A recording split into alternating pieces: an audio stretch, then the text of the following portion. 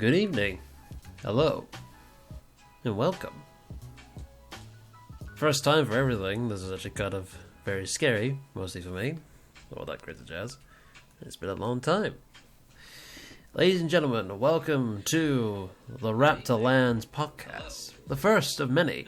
It may be of everything else besides. But all I can say is right now, it feels good to sit on the chair with a nice hot cup of tea. And also, the people who are going to join me for today.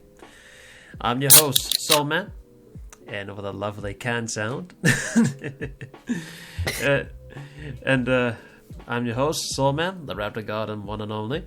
Hope you guys are well. Hope you guys having a very lovely time and all that crazy jazz. Joining me are the four lovely bastards who are actually with me right now.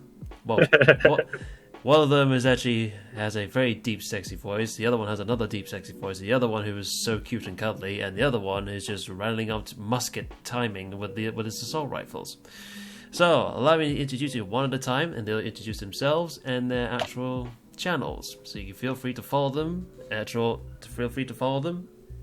follow on Twitch or YouTube. The logos are actually there in front of the screens, so we can all take it. So they can all share the love, as you would say. First up, give it up for the man himself who loves his RPGing and explosives, and also sent in the word of send it. Give it up for Mr. Ivan. Hello. How's everyone doing today? I'm Crazy Ivan. You can see me at Crazy Ivan 1745 at Twitch. Fantastic. Give it up for another Onward player, new to the Twitch fans, and new to the actual community itself. He's just starting us off. He's slowly growing as we speak. God bless his soul. As a young man he likes to keep things entertaining and mostly a positive vibe to most of his communities. Give it up for Red X. Thank you, everyone, and you can go ahead and follow me over at Not Red X Games over on Twitch, and I repeat, that is Not Red X Games, and you can follow me at Red X Games on YouTube if you so desire. Fantastic. Give it up for another person who's who's been an absolute cutie and furry. I can hear him actually trimming his godforsaken fur right now in the background, and most of the time he's actually just having a nice itch below his belt, but he can't help it because he's being so lovely and cuddable. Give it up for Mr. Ray. What's up? It is me, Rain the Game. You can follow me on Twitch at Rain the Gamer. Thank you very much. And now for the next deepest voice of ours, and also probably the closest thing that I ever heard of, probably Master Directory. He is still learning, he is still great, and most importantly, he has a great small community of his own, with his own accent of becoming the Russian man of VR himself. But also, feel free to follow his YouTube channel as well, for actually he wants to do his own little clip directory, because he could be a very good TV presenter. Give it up for Sickles. Wait, I got a deep voice? No, I'm kidding. You can follow me on Twitch at STIXVR and on YouTube as Stix. Thanks. Fantastic. Now, most of you people will be actually wondering, why is the Raptor God doing this? Well, call this a first test of many tests. If people enjoy this, they enjoy this. If they don't, they don't. It's basically what it is. So I'm just here to have a nice chat with my friends, and I had this thing in the back of my head for a long-ass time, and I really want to answer the couple of questions that need to be answered. On the bottom left-hand corner of your screen, you'll see the three topics we'll be talking about for today. Topic 1, Topic 2, and Topic 3. So we'll take it in turn individually and say what we say about it, and also we'll question each other as well. So we can all have a good go at each other as well. So Ivan and Ray probably have a barking nonsense or something, and you never know, and all that jazz. So What? So, no, you heard me. But anyways, ladies and gentlemen, we're going to kick this off right now for a good old topic number 1 and only. So let's get this party started with topic number 1. VR has changed a lot over the past 2 years, in fact. From last year of 2020, because of the huge COVID event, and also the good old brutalness of 2021, the start of the new year. But VR has become a little bit much more, eccentric and a bit much more outgoing for a lot of people who are staying indoors during the outbreak and all that jazz. So this could be very interesting. So I'm going to ask each of you individually, so I'll say your name and see how you feel, and then once everyone has their say, then you can question each other and how we say everything is about it. So I'll start off first. I say the highest peak on the rise. The Quest 2 has become a well-known favourite to the public community, if I'm not mistaken, lads, isn't it? Yeah, I'd say so. No, for sure. It's just the introduction point for everyone to get into VR. Is it? Yeah, it's just crazy as it is at this point in time that I wasn't expecting like the Index or the Valve Pro to actually get the high marks in VR, but when it comes to like family get together and doing the sustaining times, VR has becoming a little bit more noticeable right now. I mean, Population 1 is becoming outgrown so far, Saint and Sinners as well, exactly at the same time, ridiculously, absolutely ridiculously. So Ivan, what do you think? What's your take on all this? Do you think it's been outgrowing so far? As far as the Oculus in general? Yeah, well, in VR in general itself, if you wanted to. It's been really good for the growth, especially, like you said, the Oculus, bringing in a lot more players. I know a lot of people kind of hated it initially, but at the same time, I mean, that's how you get more games and more funding into making more games, is bringing in a much larger crowd. Yeah, absolutely, and all that crazy jazz. So, but even the small amounts itself, you have itself in general. It's actually kind of interesting. It really is. But what about you, Red? What about you, Red? How do you feel about all this?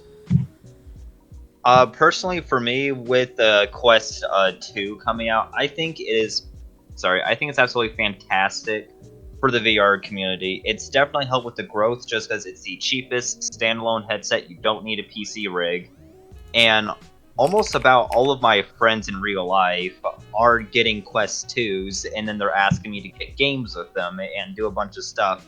And I've just noticed that all over the place that I can see myself, VR is really growing, and I'm excited because that means more games are going to come out, and now the competition is going for games that are normally before only PC compatible. They're now trying to convert everything to Quest, and yes, that's going to cause some downgrades and everything, but overall, if you're getting more people into your games, that is going to be the end goal, and that's what's going to keep VR alive.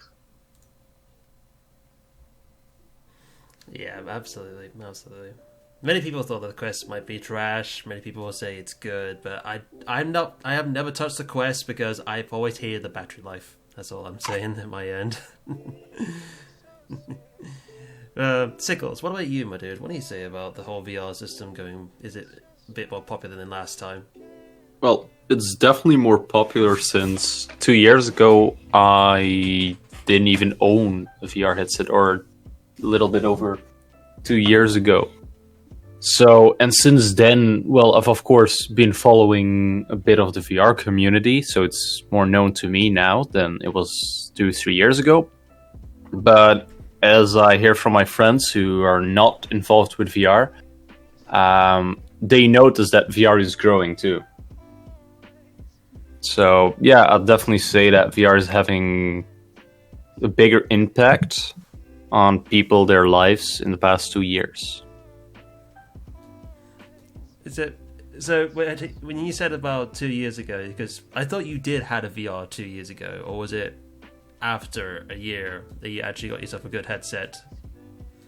Oh no, wait, 3 years ago, my bad. 3 years ago I didn't 2 years ago I did have a VR set, my bad. It's alright. I just thought to remember, it's like, hang on, you were playing the thing is, I forget 2020 actually happened, okay? Many people my brain skipped a whole year. That's why I forget. Yeah. That's fine. My dude Ray, how do you feel about all this?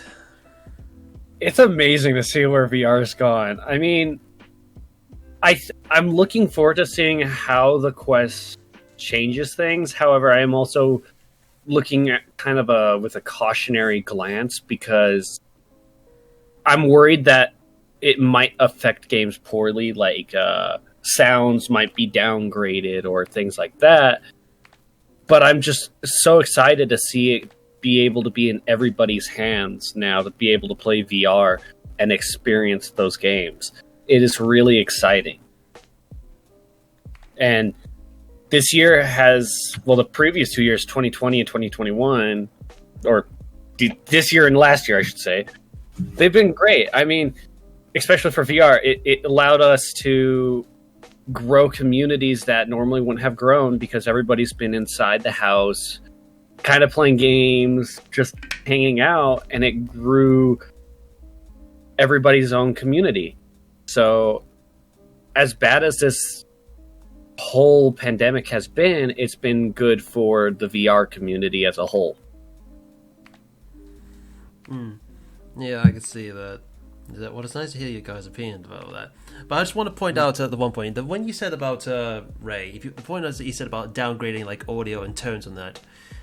We all recall the Oculus Rift S, correct?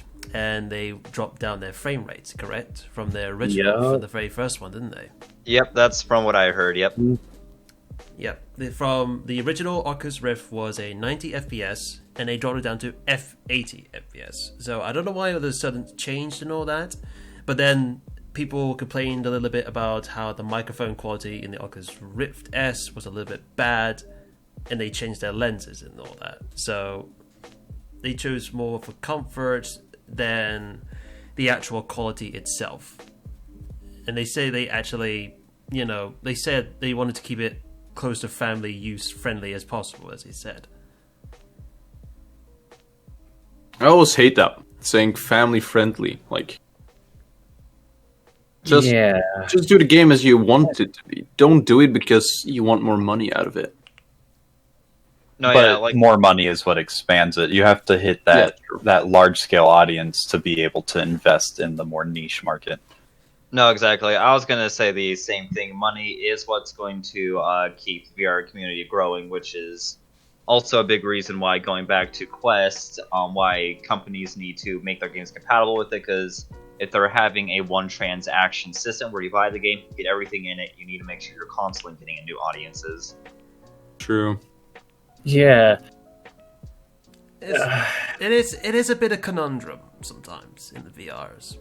For example, like the Index's microphone is so crystal clear, it's ridiculously good, and also great good quality. But that's what you pay to get. That's how much that headsets cost. Like $1,000 for that headset. You get what you get for the high and all that, because they chose the higher quality and all that for the whole set itself. But between the Oculus and some other headsets entirely, like I remember the Windows headset and their controllers, God, that was horrible. It was really bad. It was really bad. I had tested it at a friend's house and he had it. It's like I could play shoot 'em ups with you, and I was like, but this is actually really bad. The controls feel janky, and it doesn't feel proper stabled. And there are some other headsets as well, like a friend of mine named Penguin. He's another Twitch streamer, by the way. He still does Twitch, but he doesn't do on VR as much anymore because I think he's getting a new headset. And he had the does anyone call it the Big wide lens headset? Does anyone remember that name was called? No, not really. Never heard of it. It was like 120. It was like 1,282 by something. Is that the Samsung one that was made? It's the headset design is more like a V shape across, and it's like a wide lens view. Imagine having a monitor, that long monitor with a curve at the very end, but in your headset, so you can actually see more wider view ends. I forgot what it's actually called right now, but I do vaguely remember what he actually had that type of headset with the Vive controllers, so he integrated it as well.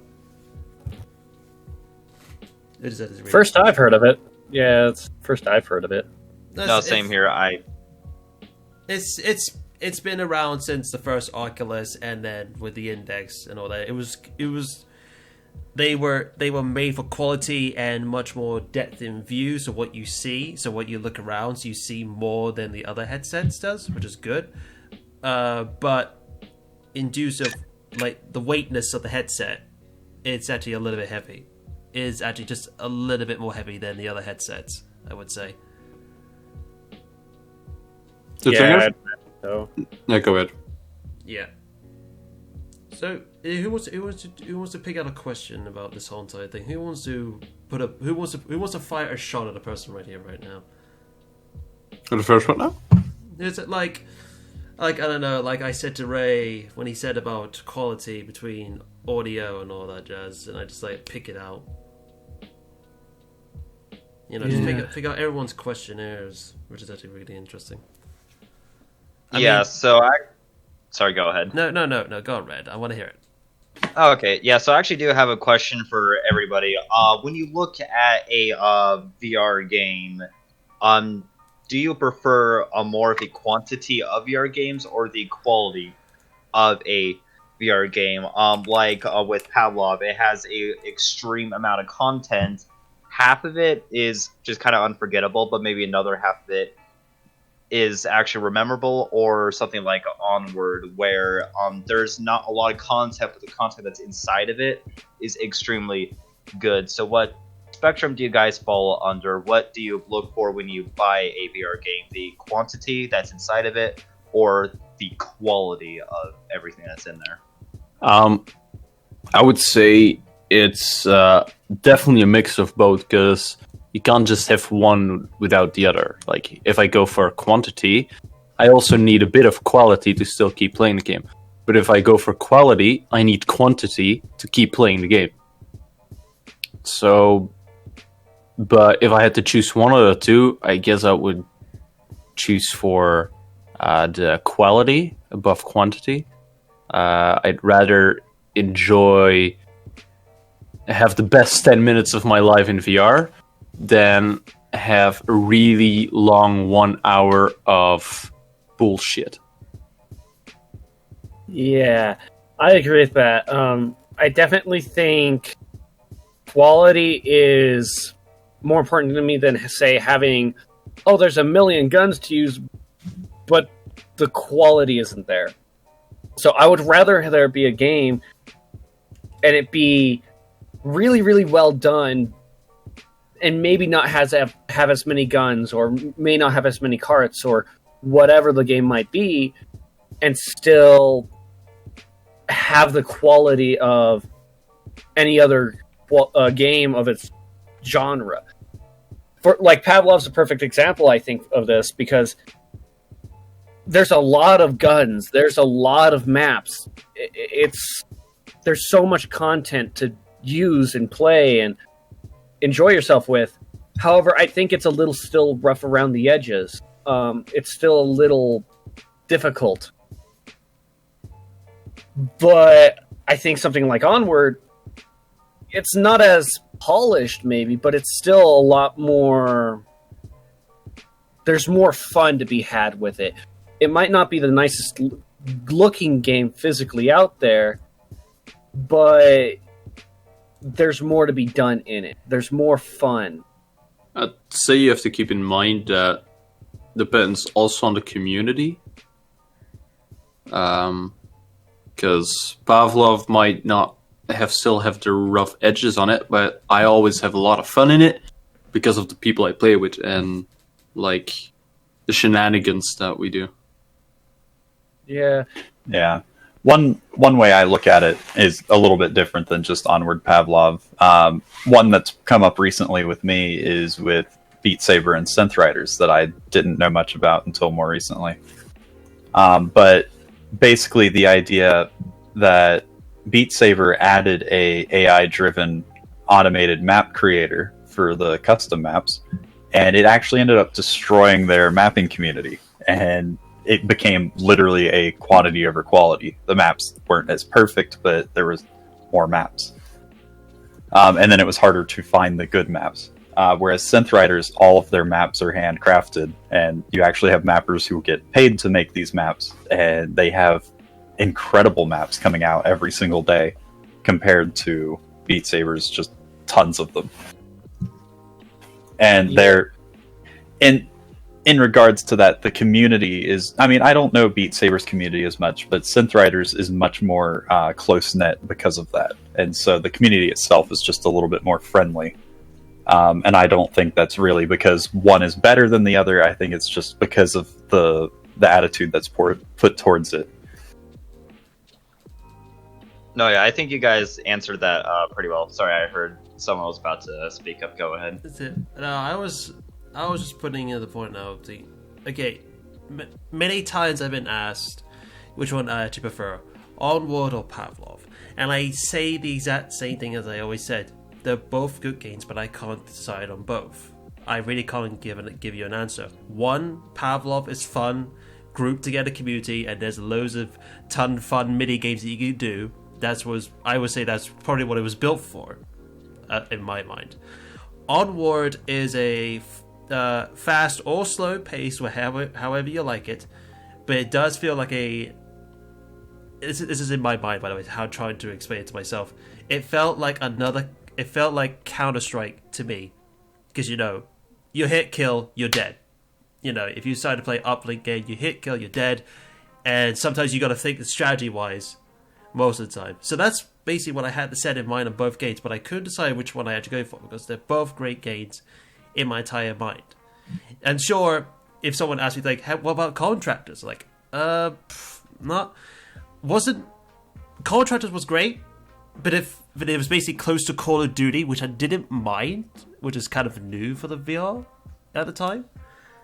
But I couldn't bring myself to actually play as much more as I did with the other two. In my head, I couldn't bring myself in as much more as I could do it as the other two games, and such as the Beat Saber community as well. As much as I love Beat Saber as I did, I used to play it loads and loads when it first came out, and then afterwards they add the mod in so you can play with your songs and all that. It was fantastic.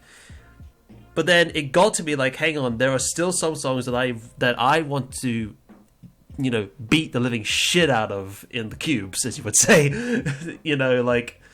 like some, as a metalhead myself, there were no songs that the mod community put in, so they didn't give them multiple choice. They just put in the music itself in.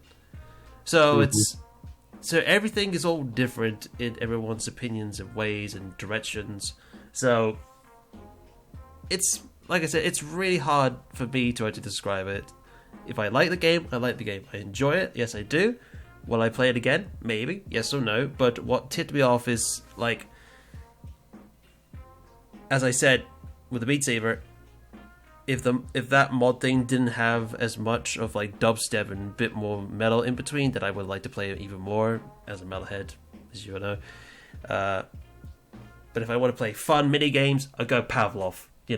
Since they did the update of World War II, that is fun as hell. That is fantastic what they did. Great on them. But if I want to like joke around, take the piss, and probably just amaze myself and probably other players such as you guys, I just go Onward and pistol whip the bastards.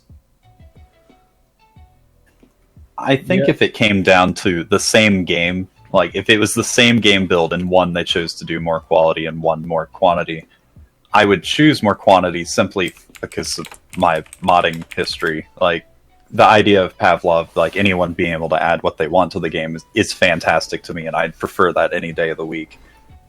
But I think if it's just an independent game company making it, they need to focus on the quality before they work on allowing a lot of mod support, because then it just kind of makes them look bad to a degree too. Absolutely. Oh yeah, for sure. Yeah, I think everything that was said here definitely answered that question of what we all want to see in VR, but I'll turn the time over to anyone else who had any other questions. Yeah, which is fantastic. Which is fantastic, because we all have different sort of minds, how we feel and how we play VR and all that. Most people play for, like, to hang out and chill. They go VR chat, something like that. And as a VR chat player myself. It's mostly there to have a talk community and just have a chill and vibes most of the time. But it does have its drama moments. I hate to say it, it does have its drama moments. Yep. But then I had my moments like I felt like an RPG. So when Skyrim VR came out, I was all over it. I couldn't stop playing it because I get to punch a dragon in the face with my own bare hands, which is fantastic. So, all that. And there's so many others. There are so many other VR games actually out there that actually grasp you, that brings you in between, which is fantastic.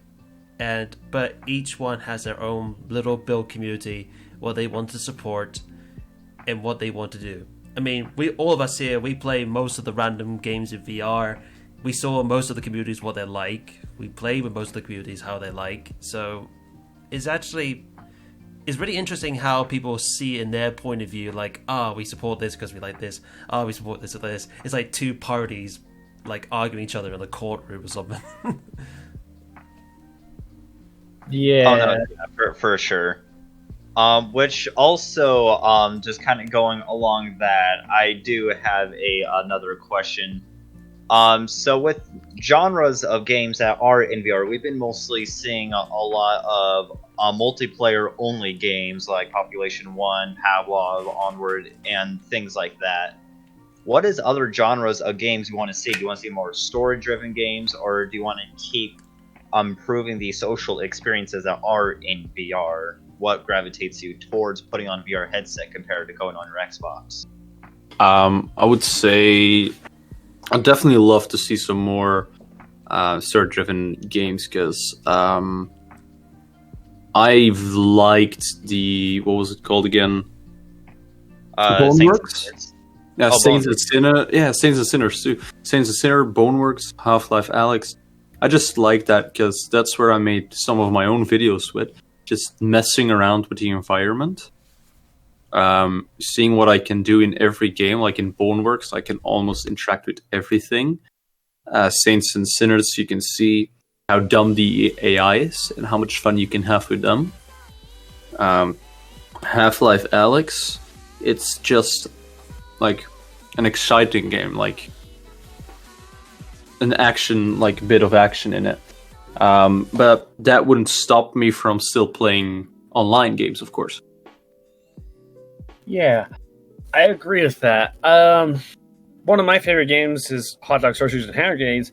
Not because because there's no multiplayer to it, but I like it because it's a simulator. It's something more reality-based. Sure, there's the silliness where you're shooting hot dogs or sausages, and you're running around doing all these crazy things, maybe in the zombie mode. But I love how the guns are so detailed and connected to reality. I like games that are simulator based.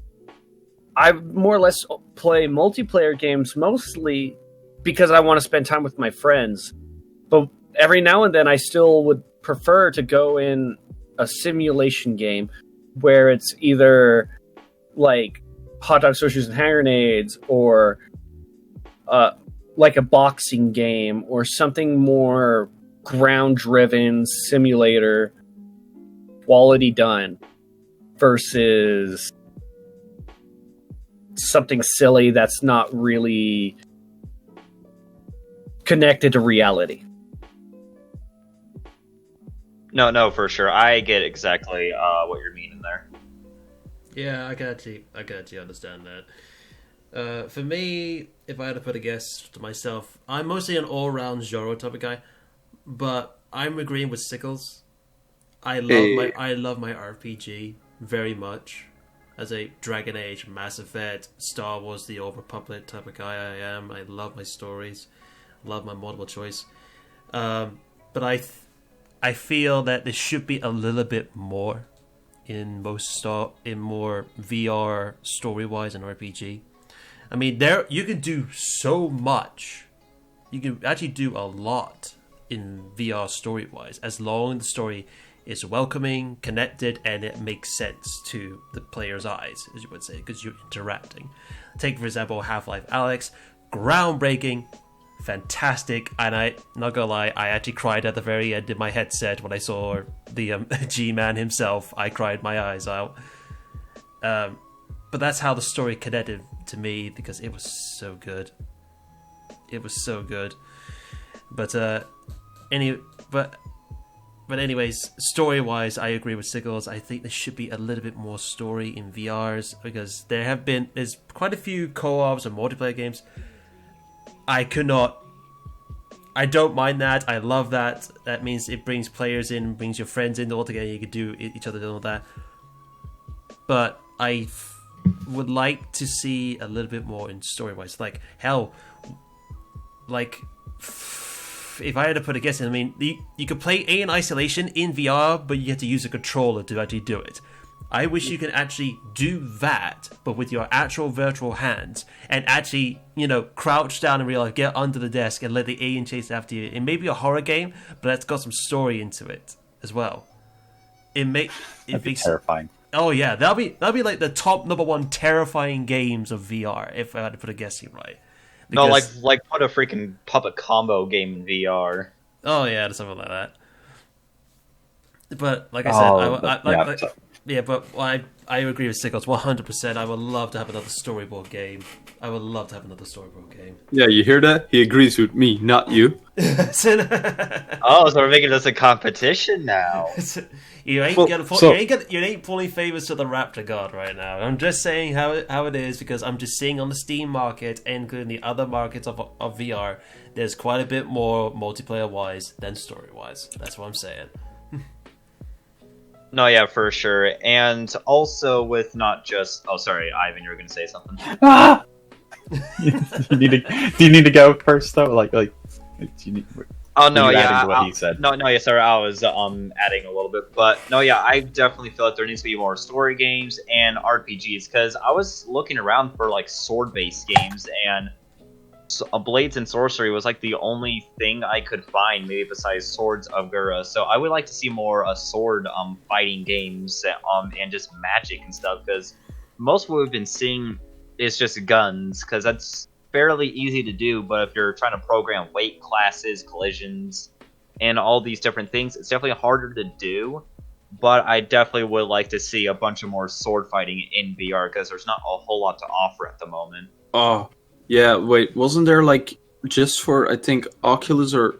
No, Quest? There's a Star Wars game? Can someone... Yeah, Vader Immortal. I did play that. It's really a... Here's my story, you get to walk through it kind of a game. Because don't you use... Oh, yeah, but don't you use, lasers, like a lightsaber there? Yeah, you do get to use a lightsaber, although the thing is, I didn't enjoy that, because since it was a Here's My Story walkthrough game, you literally could not die. There was a section where there was a giant elevator, and you were being surrounded by robots with other lightsabers. I sat there taking damage. I'm like, when am I going to die? So I put my headset down. I went to go use the restroom. I came back, and I made sure to put something inside my headset so the sensor thought my head was still inside of it. Mm-hmm. I took it out, put it back on. I was still alive, taking damage, and no, you could not die. The combat was a pushover, because you could be as aggressive as you want, because there was no consequence. Well, but that makes me think about... I do hate it when a game is not available on every VR headset. Yeah, I absolutely hate that as well. It makes that pisses me off. Yeah, it's really hard. There's so many opportunities that people can actually do with that. I mean, for example, does anyone recall when Half-Life 4 came out, but it was only available for Index and Vive only, not for Rim? Half-Life 4. What? Wait, what? No. Fallout 4. Sorry, Fallout 4. Oh, okay. Sorry, like that misdirection of my tongue. Misdirection of the tongue. I'm sorry. Like, when did Fallout 4 come out? Or sorry, Half-Life. Oh my gosh, you're getting my. We're doing tongue great. We're doing fine. This is the Raptor God licking his chips right now. Anyway, go ahead. Sorry, finish what you're going to say, and then I'll go. So, because, like I said, there are some games were available to each individual headsets such as the Fallout 4, was only available for the Vive and the Index, but not for the Oculus Rift. I'm like, hang on, why can it not be for Oculus Rift? It's like, well, you need this type of mechanic, and it's a little bit too much for the headset. Technically, it's not. It all depends on the hardware most of the time. But I can actually remember one guy tried to play with an Oculus Rift headset for Fallout 4, and it worked perfectly fine. So I don't see what's the point in all of that about, to be honest. Who knows?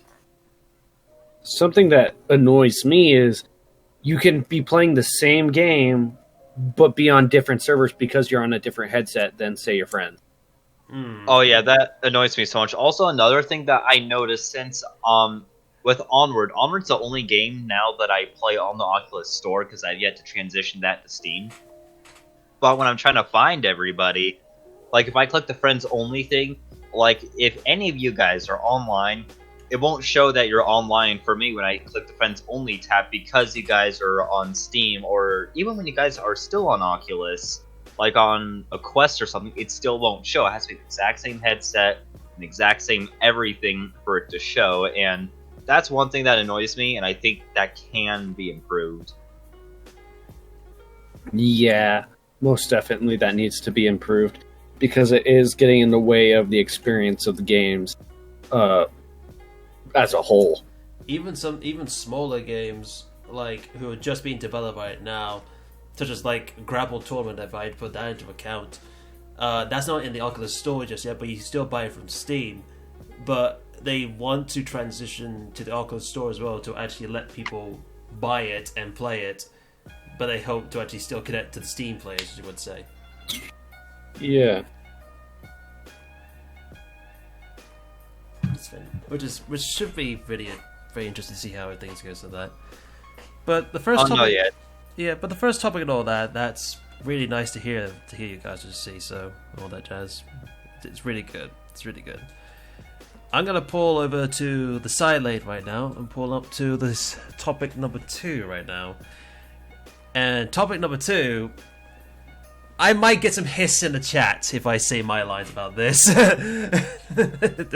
That's Guys, the thing. get your baseball bets ready. Yeah, oh god. Okay, topic number 2, ladies and gentlemen. Topic number 2 is basically like this. Which gaming developers you trust to make a VR game? So whatever brand, company that's been owned by them, you trust them to develop it. That's basically what it is. So each one of us here has said what in their head, what they think they should trust to. Sickles told me that he hasn't picked one yet, but I think, well, so I'll go with you last, okay, Sickles? Is that okay with you? Yeah, fine. That's alright. So, I'm gonna say this at the top of the point right now, and we're gonna say the developer's name, and we're gonna tell you why we picked with the developer's name, the game developer's name, and the developer team that should actually make VR. We'll tell you why I think is a good thing. Alright, so the Raptor God will go first. I'll be the sacrifice for now because I'm going to get some hiss in the chat for this. Oh boy. Get ready to break his kneecaps. Yeah, okay. The Raptor God, aka myself, I'm going to pick DICE. DICE itself from the EA brand. Now, before you actually hiss and actually do all that crazy jazz, let me explain. I picked DICE for a reason. I picked DICE because of the Frostbite Engine. I picked DICE for their Frostbite Engine of their photographic engine. The photographic engine has been used for quite a while now.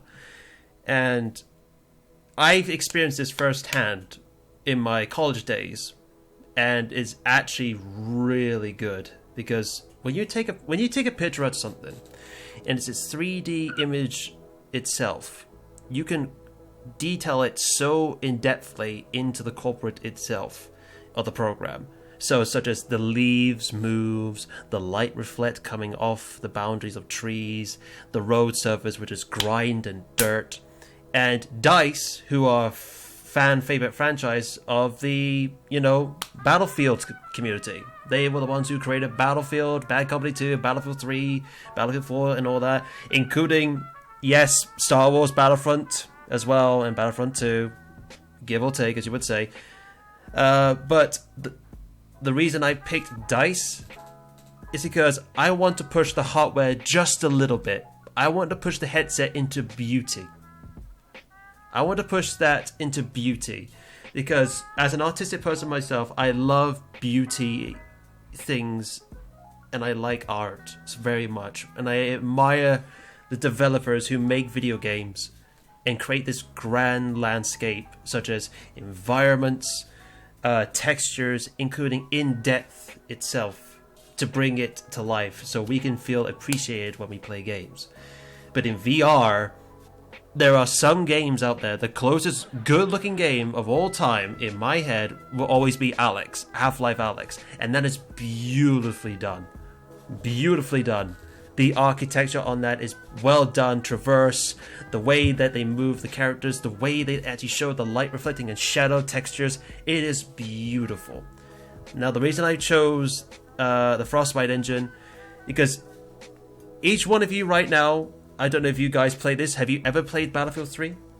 Have you ever played Battlefield 3, guys? Yeah, I love it. And also, you mentioned Battlefield Bad Company. I fucking love that. Yeah. Yeah. Yeah. So I can actually get into more depth when you come around to me on this. But yeah.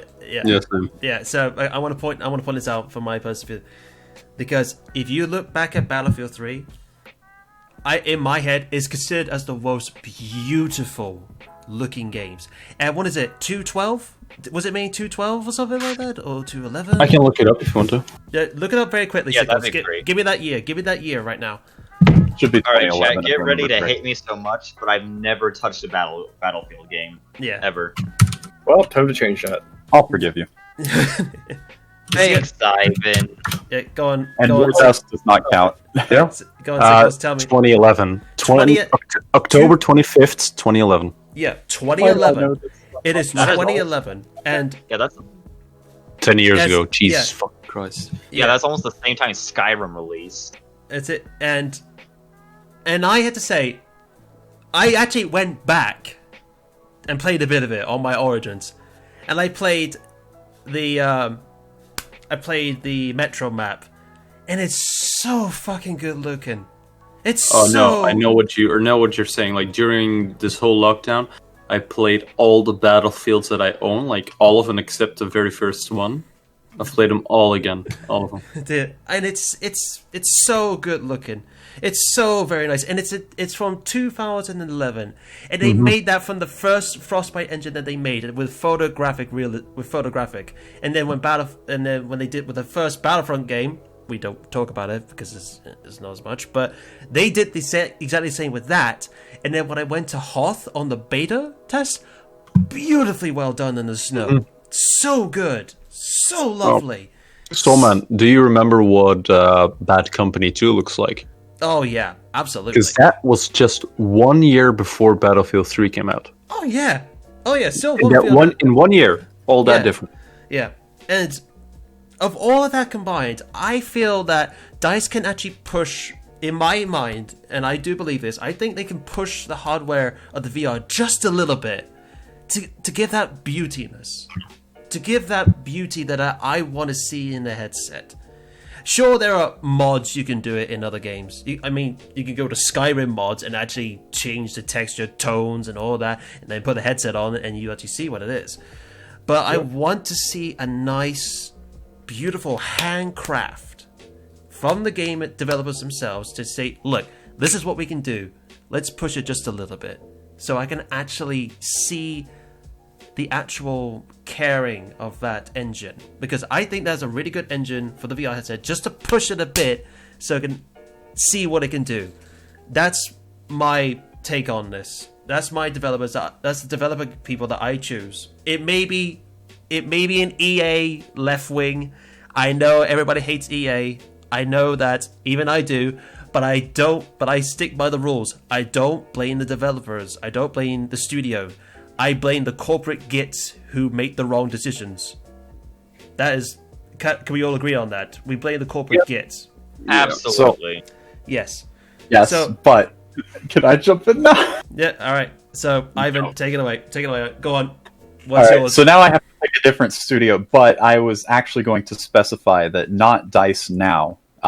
Unfortunately, the main leads that made all of the games you're talking about have already left and are now at Massive Entertainment. Yeah, I know that, but Patrick Bach, Tobias Carlson.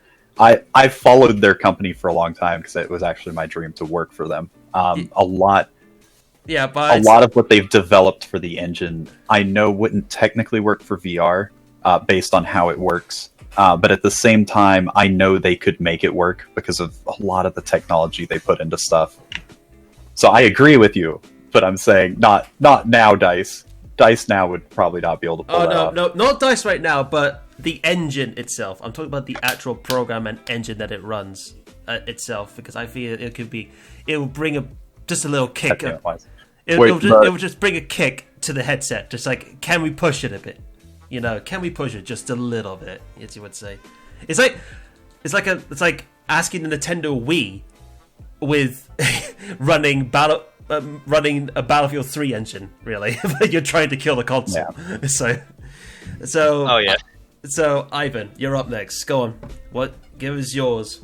Give us your cards on the table. So, like I said, technically it would have been Massive Entertainment, at least, or old DICE, essentially. I'm trying to think who I'd change it to now, because you basically covered what I was going to talk about. Oh, I stole it right under your noses. Oh, you stole it out from under me. But I was stole your going to specify old DICE. You dick! No, shit. Let's be honest, everyone was going to pick that topic. Part of me is, I'm torn between two, so I'll just kind of list them off. Say the names. We won't judge. We'll just pick one of them. One of them is Petroglyph, because I want a VR RTS so badly. And Petroglyph is the one company that pulled that off. What do they make? What do they make? Because I've never heard of that name. Not many people have. It's the original devs of Westwood, so all the people who made the original Command and Conquer series. Oh, those guys. Well, I was too young for that, I think. You guys always make me feel old somehow. No, I'm the youngest one, I'm pretty sure. But no, they're... I'm 19. Never mind, I'm younger. Oh, okay. Fuck it. Let's go. Continue. Sorry. Not by much, but... Anyways, Petroglyph made the new Command and Conquer remaster. I mean, they've made a few different RTS games more recently that were really, really good and not very well known. But I would just love to see an actual company. There's been a couple of attempts at RTS and VR, and I've tried them, and they're just not good. And there's never been a good, solid attempt at it yet. But you are hoping that they will have a good attempt, like a good run. They're the ones who revolutionized the UI concept that a lot of games now use, at least on 2D. So I if anybody could revolutionize it again to work for VR, it would probably be them. They just have such a good understanding of the genre itself. Yeah, I love RTSs. My favorite a game series that does RTSs is the Total War series, and that is what mainly got me into it, and now I'm just hooked on it. I would love to see something like that in VR, and I agree with you, Ivan, 100%. It should be there. Someone needs to make a good, solid attempt at it, and I think a lot of people would love to see it, and if it's a success, it could spawn so many more new games. More money equals more technology, and just more of a viewership for people that's going to be getting into VR as well. How would you see it then as a big, because I love the Total War series, I have some myself, but would you see it as one of their games, like a Total War game in VR, and then you can move your troops with your hands, your units, or how would you do it? I was thinking almost like an augmented reality kind of approach, where you're overlooking the battlefield and controlling things and moving them around. Mm-hmm. I think you're slowly into topic 3 there. I know. Well, I actually had different ones before topic 3, but that is something I've always wanted. I just don't know what particular game I would want converted over. So, what was the second one you thought of? Who's the other developer you thought of? The other developer I'd be okay with is Eidos Montreal. they've made such amazing story-driven games that I think they could pull it off really well too. Are they run by? Is it Ubisoft who owns by them? I think it is Ubisoft now. Yeah, Ubisoft Montreal, because I don't know any other company. It used to be Eidos, and then it changed over to Ubisoft. Yeah. All right, fair enough. Fair enough. Is it? They're just really good at atmosphere more than anything. Okay, that's really interesting. Especially the first one when you said West. When you told me about Westworld, like, oh god, those guys. I thought they were dead. You know. Not yet. Yeah, not yet. Not quite. Okay, Red. What about you, my dude? You got someone in mind? I do. So for a game developer, I would trust to make it a VR game is actually 343 Industries. You actually going gut punch for the Halo community? Yes, I am. And here's the biggest reason why. Even though 343 Industries, Halos 4 and 5, in a way, they're train wrecks, and they improved the Halo series in other ways. I'm not going to get into that whole argument, but the reason I am choosing them for a VR game is they are listening to the community, actively working upon it, and with Halo Infinite, they delayed that game for 3 years in a row. If they're delaying it for that long, they are trying to make a quality game, and they want to make sure the player base has the best possible experience, and they're constantly doing promotions and just listening to people in the community. So if there's anything that people want, they'll listen, put it in, and make sure everything gets done right, as well as the people over there. I think they're just fantastic. That, and also, I'm just a sucker for the Halo genre. After Contractors got rid, or after that whole mod drama with the creator of the Halo mod and Contractors, I've been missing so much Halo in VR, and I want that same experience and magic back that I got with playing with all you guys in Contractors, shooting you with a freaking needler. I actually kind of like that too. When I played the modern Contractors and it was Halo, I actually kind of really enjoyed myself. I'm not gonna lie, it felt so right to have the assault rifle and the battle rifle in my hand as a spar. Like, okay, I'm a man in a suit. Where is this when we needed it? You know, just it's. No, yeah, and what would be awesome is playable elites in VR if they could bring that back. That would be amazing. Is it so? You trust 343 to actually something because they listen to the community, and also what about tech wise? Do you think they can actually pull it off as well?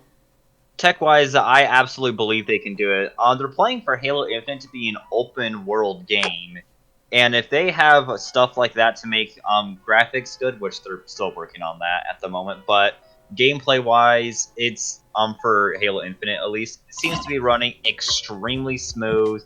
They got a lot of new, really cool gameplay mechanics with the grappling hook, and I think if they could bring those mechanics and just their energy and effort into the VR community, I would love to see that, and I would be probably astonished and just amazed at what type of game they could create for the VR community. Fair enough. That's not. I wasn't expecting a gut punch for the 343 because they have been, been backlashing back and forth with the community a little bit for a while. But yeah, I still have faith. Yeah, that's why I said I call it the gut punch, because that is basically towards 343 right now. There's so many memes of 343's name in an anime picture, and it's getting gut punch a lot by the community punch for a while. But yeah, I can actually see your point of view. I can see your point of view, which is good. My dude Ray, I hope you got something else. God. Do you have an ace of spades on the cards right now? I have like 4 fucking options, and I'm trying to think which one I'm gonna say. I don't think. Well, okay. I even figured one out. That's it. Do you want me to? Honestly, do you want? My number one has to go to Kojima. I mean, I love fucking. I just blanked out on the name of the game. Fuck.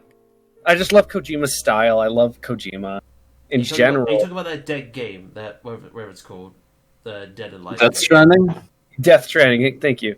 Yeah, that was such a good game. I love Hideo Kojima's style. I mean, he's got a different outlook on story-driven games that are both beautiful and kind of emotional in its own sense. So I feel like a VR game done by him would be more epic and super, super detailed with little things and truly push a system to its limits. I feel like that would be a Kojima thing to do, is push it to its limits and see how good he can make it. Oh, God. And then if I couldn't have Kojima, I would take Crytek because Crysis, and I mean, I think everyone knows the meme of, oh, can your computer run Crysis though? The original Crysis? I think it would be so amazing to see a Crysis game. The PC killer. Yeah, it still holds his title. He takes another title, the VR killer. Yeah, I think it would be amazing, especially since we haven't had a Crysis since Crysis 3, which was in like 2013. So I think it would be very apt for them to bring back the Crysis series as a VR game, maybe a compilation of the previous 3 or something like that, because they're known for these super beautiful games, these super intensive games that prove machines. It's just, I feel like Crysis is almost needed for VR. It's almost that same kind of thing where you want to prove a machine. It's just, you want to see your VR be at its limit, to finally be pushed to its absolute breaking point, just to experience true graphics, true gorgeousness. Now, my third option, see, a certain red kind of stole my other option, which was 343, because Halo. But I could still technically do Halo because of Bungie. However, Bungie now does Destiny. So, Bungie, I think, would also make a good VR game, because now they're finally, like, creating their own content, and they're not, like, latched down by Activision or any of these other companies. It would be amazing to see, like you say, a Halo game in VR, or hell, even seeing a Destiny in VR would be amazing to have that sort of... I don't think there's too many VR games with space in them at all, or that kind of content. So I feel like it would be amazing. So yeah, that would be amazing, Viper. Tarkov in VR would be amazing.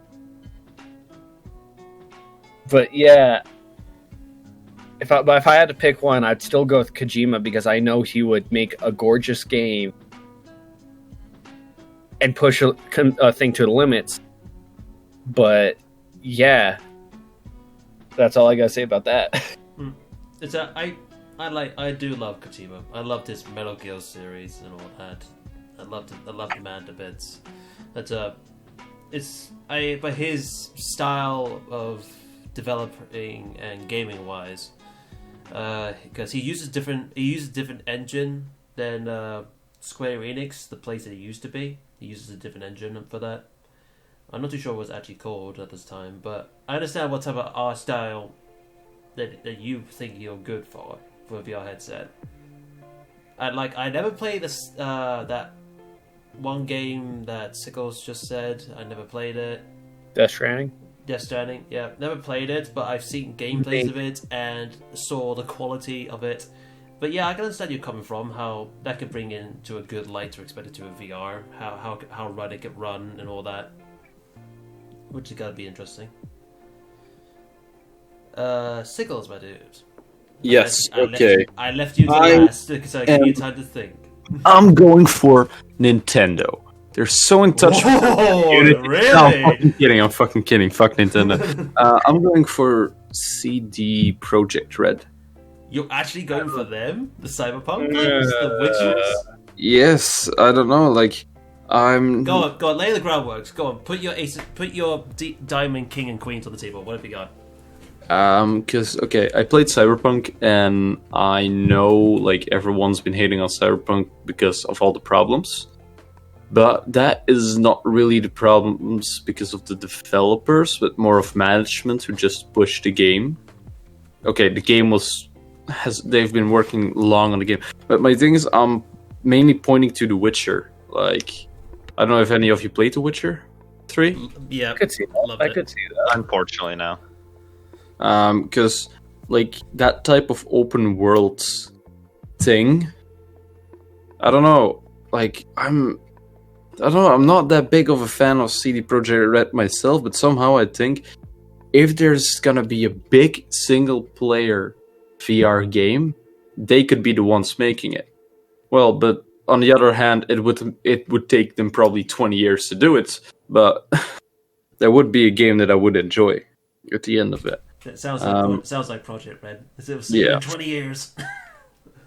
Yeah, it would take 20 years, but at the end, because Cyberpunk, because of all the flaws and shit, I still like the game and still like playing it. It was like with Keanu Reeves in it, like just the character itself, Johnny Silverhand, and story-wise, I liked it. The gameplay itself was okay, but yeah, I could see myself playing a game like that in VR, like just big ass open world, different quests. Yeah. CD Projekt Red has a new locomotion system that they've been doing. That's what they've been doing with Cyberpunk, which is the motion capped a lot of motion cap than most other games. I mean, back in time, it used to be Uncharted who had loads of motion cap, and The Last of Us as well, loads of motion cap, plus God of War as well. But CD Projekt Red took that to the next level with the AI integrated one, with full-on AI itself. So they put some motion caps in, but then they decided to let the automatic computer system to do the rest of the motion cap. So, like you probably see like 2%, you probably see like 10% will be motion cap of actual real actors like Keanu Reeves doing all their things, and then the rest of 90% is the AI trying to like copy or Fit in. to actually fit into the scene. Yeah. Yeah, so that's basically what Project Red is graphic engine, and also it turns tide a bit. But I can see what you mean about, like, I don't hate the game. I like the game of Cyberpunk. I'm still enjoying it right now. I'm like 30% completed. I'm only like 30% in. Oh, okay. Yeah, because I'm doing all the side quests and almost because I'm a I sucker did for that it. too, and then the main mission. But Yeah. now I think of it, like CD Projekt Red, I could change my mind and maybe even say, because now I had a better thought of it now with the commentary of everyone, and I think I'd say, if I had to choose, I'd go for Rockstar maybe, Rockstar. because like if I think playing something like Red Dead Redemption 2 in VR, that would also be amazing. Like, I don't know. Yeah, But that's just for... I wouldn't see myself playing GTA in VR, but I would see myself play that'll Red Dead be all Redemption over 2 the news. That'll be all over the news. Like, there's people made a lot of violent things because of GTA of VR. Yeah, No, but- that for sure. But open world, I think, would be amazing. yeah, just the open world in VR, that's what I think is... That's what I'm actually aiming for. That could be Rockstar, that could be CD Projekt Red, but most importantly, the open world. No, exactly. They do have that with Skyrim, but I think we're all looking for a fresh new experience, considering Skyrim's had like 6 separate releases from the past 7 years. Yeah. Yeah, it's all just mostly all that, but the only developing team that's actually talked to the VR community since last year, even though Half-Life was one of them, but Half-Life has always been Valve's thing over this. But the development team I'm talking about is Respawn, who created the Medal of Honor. And Yeah. they had a go of it. They had a try of it. They put their hands in the dirt of VR experience to try and give us that Medal of Honor feel. Granted, it's nice to see Medal of Honor coming back. It's nice to see that it's back to trying to get back to its original roots. But the only problem I only had with that game and the way they designed it is the control mechanics, the not able to do much free of movement as you could, and also they have focused more on one point than the player's point of view, controls, and environments. They did only one thing that they only concentrate on, which is the talkative podcast history with the old veterans. Every time you complete a mission, you unlock a history lesson thing to watch in your VR headset. And they all focused on that compared to gameplay wise and all that jazz. Yeah, that's doesn't surprise me really for a World War II video game. Yeah. Somehow they always want to teach everyone about the World War II shit, which in one hand I enjoyed because I'm interested in, but on the other hand, it's a fucking video game. Let me shoot some goddamn Nazis. Yeah. No, you're either there for historical experience, to shooty, or both. Yeah. And gets die Flammen werpen. But it's not. But it's nice to see they. It's nice to see they gave VR dirt a try. They put their hands in the dirt. They gave VR a try, and they got mixed reviews. Some of them are very bad reviews, but they got mixed reviews. I've seen it on the Steam store. I've seen it on their webpage. What would you say is better, their single player or their multiplayer? The single player, because the multiplayer kept breaking every time you tried to load wow. in. Because I didn't have a chance to play the multiplayer because the multiplayer couldn't work at all, and it's still not working. To this day. It's still not working. Isn't it out for 2 months? It's been out. It's been out for a little bit. It's been out longer than that, since November, I think. Oh, November? Jesus. Yeah, it's been out for a good while. I remember you guys were streaming it, and oh my goodness, that was such a train wreck just to watch. I saw a video, or like just one video clip of the online thing, and it was one guy who catched the grenade, was so excited, and then threw it back or got shot in the face, one out of two things, or it blew up in his hand. But that's the only thing I saw. And I assumed it was first online. Onward experiences is I actually caught a live grenade and threw it back. It felt good. Never done it since. Really good when that happened. One thing I just don't get with Medal of Honor is the reloading mechanics. You can't just shove something in. No, you have to put a magazine close to the gun, then let go of it, then it auto feeds. It's so weird. That's you were saying easy.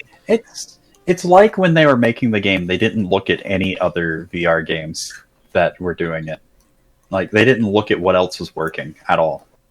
That's what I always hate, when there's this very good concept of story and like you have this very good idea of something and it can work perfectly, but then you do something stupid is not comparing it to other video games and trying to see what other people do, because copying is not that bad.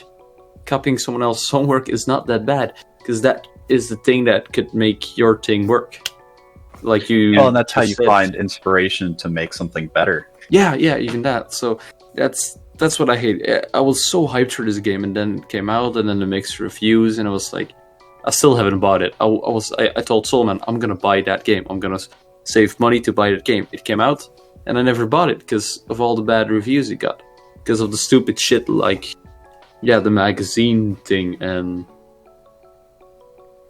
more of that. Understandable though. Yeah, I don't know why, but I was actually looking at the Medal of Honor page on Oculus. I was like, on sale now. Instead of $59.99, instead it's $47.99. Well, but after 4 months, you have that often. Like, FIFA would already be more than half of the price down. Just saying, after 4 months. Unless you're Call of Duty. Yeah. That's fair. Yeah, but I didn't. It's the one thing that surprised me about Medal of Honor. It was 116 gig.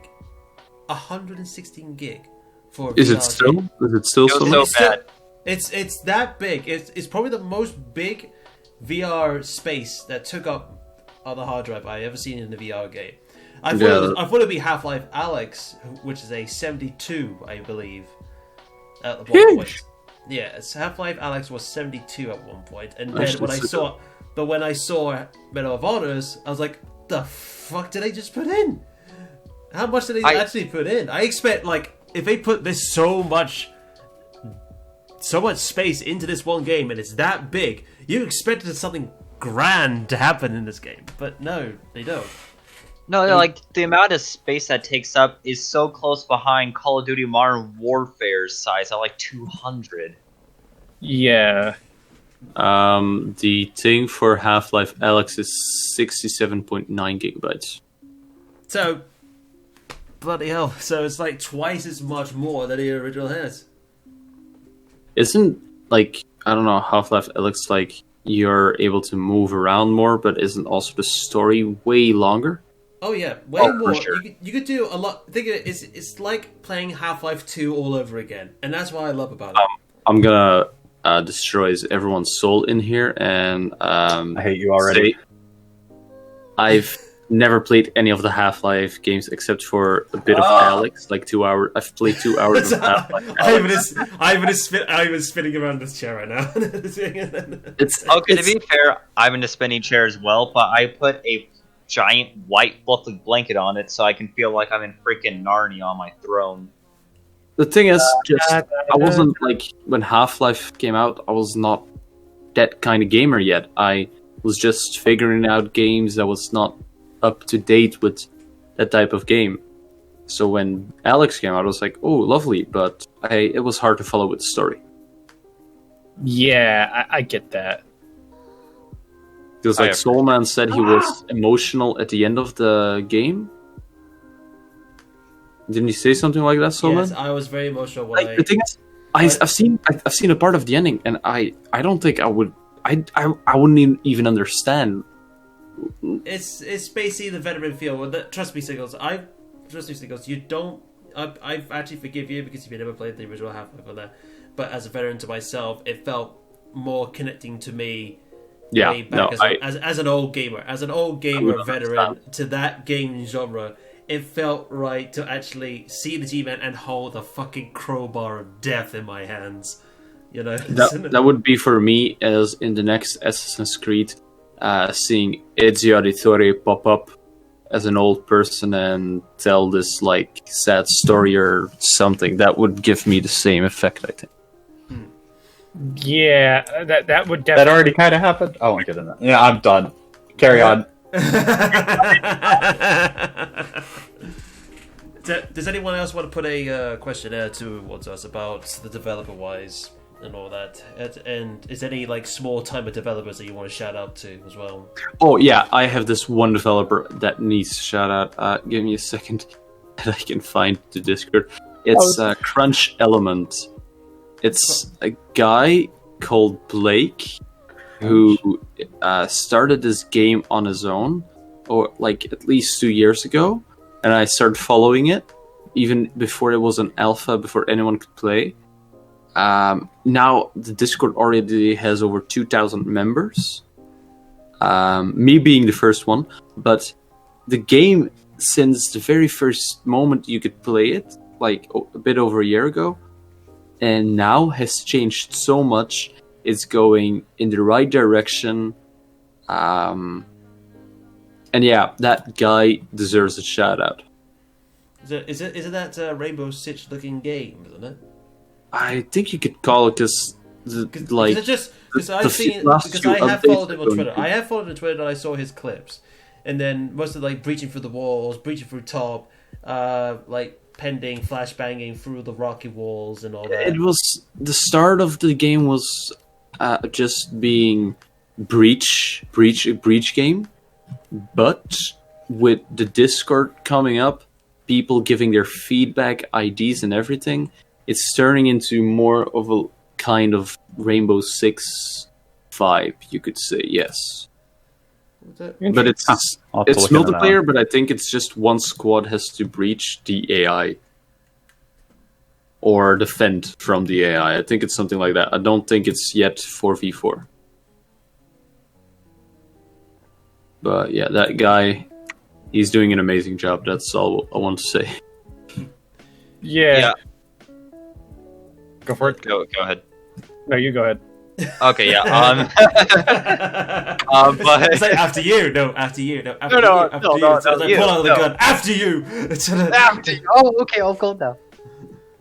But yeah, so another creator that I would be interested in to see if he could make a well fleshed out VR game is a guy called Danny. Or sorry, not Danny. Danny. I'm sorry, I cannot pronounce the names for the life of me, but it's spelled Dani. But he's Dane. He's a fairly popular YouTuber, just recreating a bunch of games and stuff. He made one VR game, but it wasn't exactly super fleshed out, and it was very simple. However, I would trust his skills that he's created over a long time to make a good game. He has roughly about 2 million subscribers on YouTube land, and I'd be interested to see what he could do for a full-fledged game. Yeah. Full-fledged game. Cool to see from small developers. Oh yeah, for sure. And it's definitely always interesting to see what they can come up with, and just kind of like Onward when it first started out before Downpour was even a thing. Just one creator trying to build up a game over time. It was really interesting to see. I wasn't exactly there from the very, very beginning of the beta. I came around near the mid times of 1.7 and onward, but I was at least old enough to kind of know that history just by people telling me and spread a word, etc. And I really like that sense of individuality within games, that if as long as you're connected to the community, it can make it personal, and I think those types of creators are some of the best ones out there. Yeah, no doubt about it. The small ones are usually the ones that deserve to be big. For sure. Oh yeah, absolutely. Mm-hmm. Ray, was there someone else you had in mind? No, I'm good. I don't really know too many small devs. I mean, unless you consider Anton Hand, which is the dev of Hot Dogs, Horseshoes, and Hand Grenades. But he's not even that small anymore, thanks to the kind of popularity of H3 VR kind of taking off a little bit. So, no, there's not really anything, any small devs I know that would really benefit. So. Yeah, understandable. Understandable. Ivan, you got anyone you can shout out? Oh, I'm definitely going to shout out Veil, or previously known as Shifted. I love their Shifted devs. VR? Yeah, they switched their name to Veil VR now. Oh, okay, they're awesome. They're Shifted great. has shifted. No, yeah. Originally, I was going to be put on one of their lists to get access to the beta of Shifted VR, but I'm like, I already got so much going on right now. Never mind, guys. I think I'll. Yeah, and you can always pick it up once they go on early access, which they plan to do hopefully by the end of the year. Sounds like. Yeah, But, I'm hoping they're that making massive progress really quickly. Oh yeah, I'm hoping I could be there for the alpha when it comes out, because it looks so fun. I was originally going to test the beta out, but I didn't know how many people actually would want to coordinate. So another reason I didn't want to do it right away. Yeah, no doubt. I can understand that. But sorry, that was off topic. Go ahead. You're Solomon. good. You're good. Yeah, it's all good. It's all good. It's nice. It's nice to hear other people's opinions and the people who they believe a strong belief of their choice. No, of fuck your opinion. Yeah, how dare you have an opinion? My opinion is perfectly valid. Is it? Is it? And yours is wrong. Until cancel culture comes knocking at your door. Yep. Your opinion is wrong, and mine is the only one that's right. You better believe it, sonny. But of all these developers, we hope that in the near future they will dip their hands in the VR dirt, just like Respawn did, and give it a go, as you would say. I would love to hear them to see what they can do at this point. Like I said, I want DICE I want that Frostbite Engine. I want to make a beautiful looking game. I don't care if it's like a Battlefield game, if they have to, or another Star Wars like Commander Republic Commando, like a VR Frostbite Engine or whatever it is. Whatever the devs make, it's hope they can actually push the VR just a little bit. That includes the people who's got like bad headsets, like the original Quest or something like that, or having the Quest 2. They say it maybe have better quality because Ivan, you got the Quest 2, right? Haven't you? No, CV1. It's CV1. Who had the Quest 2 here? Was it you, Red? Not me.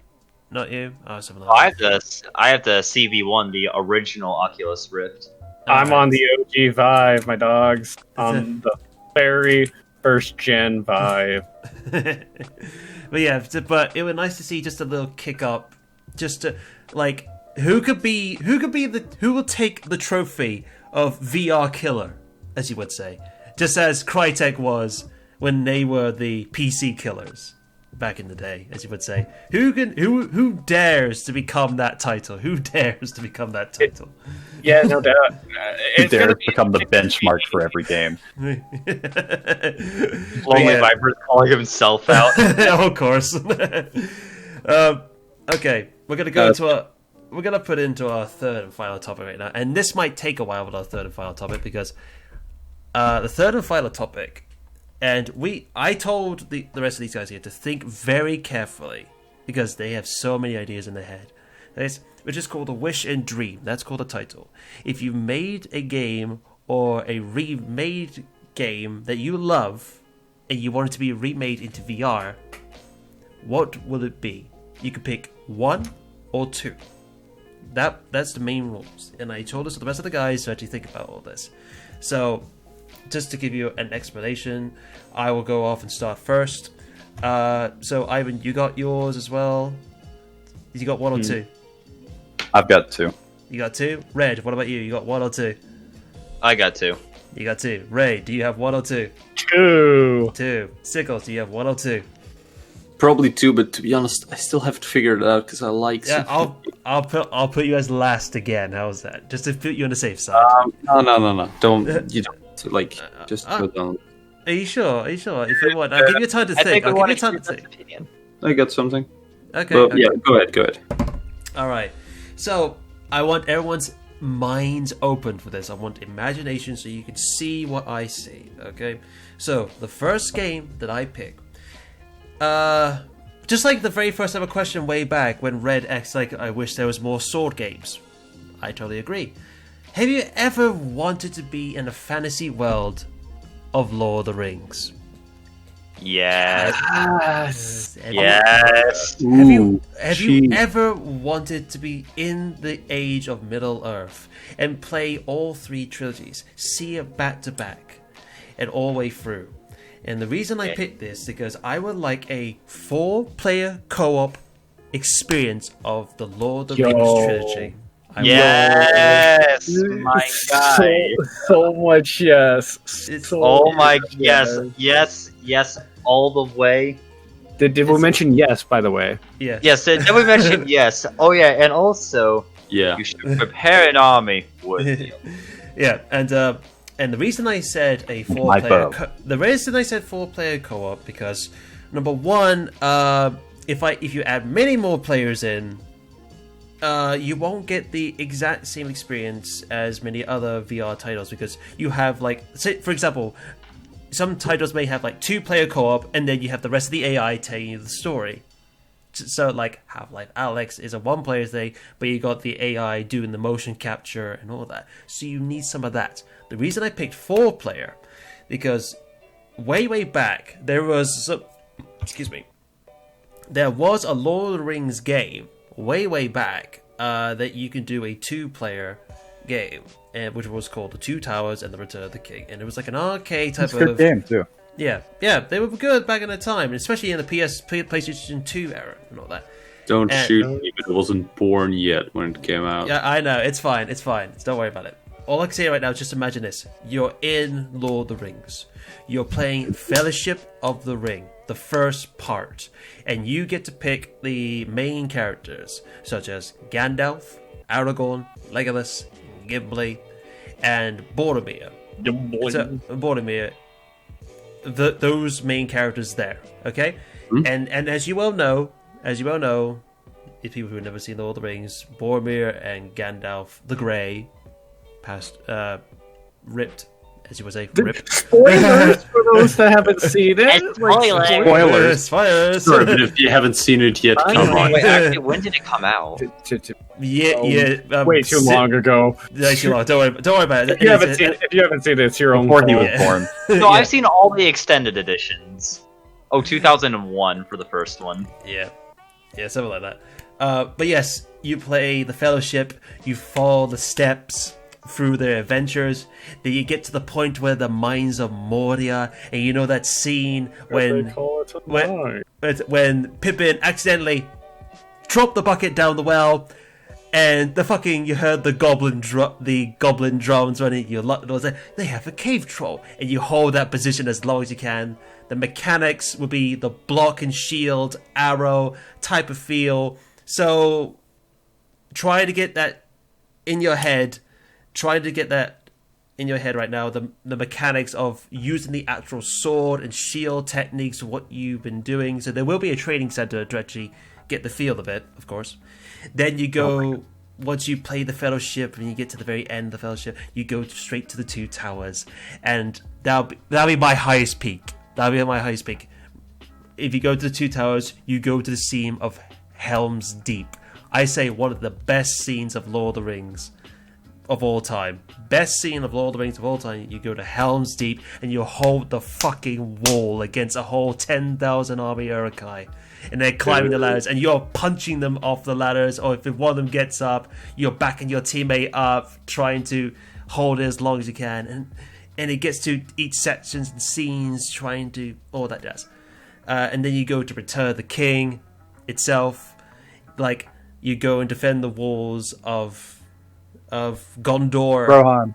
Yeah, defend the walls of Gondor, and then you probably transfer to regular. You probably play some iconic characters, but then you transfer to regular soldiers as well. Like, you go to the Riders of Rohan charge at the Return of the King. You know, the 2,000 horses, and you ride the horses right into the charge of orcs. Oh, that whole yeah. entire scene just goes straight in, full pelt, all that. So you play all three trilogies. And I will also add soldier armaments. I call it soldier armaments, so you can actually tweak and finalize your sword. So basically upgrades to your character, and also each upgrade you get, it'll be like a double-edged sword. So it'll be good on one side, but it'll affect the other. So you choose wisely, you know? So you gotta try and find that counterbalance. Like, say like you got a two-handed sword, you may have the swing and length, but it might hurt your stamina a bit, you know? It may cost you, you know?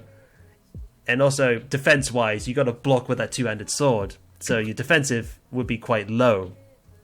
So each one, whatever you pick in, such as armor or armaments, to your character, it will affect your performance as you would do. That's why I want you to picture right now the whole Lord of the Rings trilogy, 4-player co-op, or you can do a single player if you want to. You experience it for yourself only, to actually experience the whole movie trilogy. Yes, that would be so awesome. Yes. To be honest, I don't think that's ever gonna happen. But it would be so awesome. This is why this is called Wish and Dream. I know. I know. Okay, So but Yeah. So much yes, but it's just like, oh, you know, it's never gonna happen, kind of thing. But oh my god, so much yes. yeah. Perhaps But- there's more to the soul man than meets the eye. But Nah. right now, I'm gonna put in the bad news. I'm gonna put in the bad news. Why that this idea might not work. Okay. The reason I say about this is going to be the how it will run in engine wise, and that is I may have to cancel out the Quest people. I don't care. 5's I got Cancel a 5. culture. I'm good. If I get to be Lord of the Rings, who cares? Yeah, but that's the reason I said that, because due to hardware, as I said. I thought this very carefully due to hardware. The Quest 2 may be a little bit better than its predecessor. It may have also that. But when I see Quest players go to VR chat, they can't see the full animation of what people made fully. And they had to look at a 2D, like, flat avatar in front of them. And that's not a full experience, isn't it? So imagine you go into Helm's Deep and you see 2D Urukai in front of you. That'd be kind of funny. That'd be funny. That's just like I'd laugh. it'd be interesting though. Like it's just you're playing D&D and you have like those little paper tokens on the board. It's like okay, orc number 1 goes to attack you. Yeah, yeah. So that's the only thing that I can actually think of that would be a bad sign. It'll probably be a limit amount of players who can actually play it. So an Oculus Rift S would play it, and the Valve and the Valve Index will play it, but not the Quest people, because due to the hardware and also due to the graphics engine that I would actually put in that game, as you would say. So that's the first one. Lord of the Rings VR, the whole trilogy. 4-player co-op experience. That's my first one. So what do you guys think of that? What do you guys think of that one first? So much yes. Yes. Wait, did I forget to say yes? Yes. No, I don't think you said yes enough yet. Yes. I don't know. It would depend on how they did it. Yeah.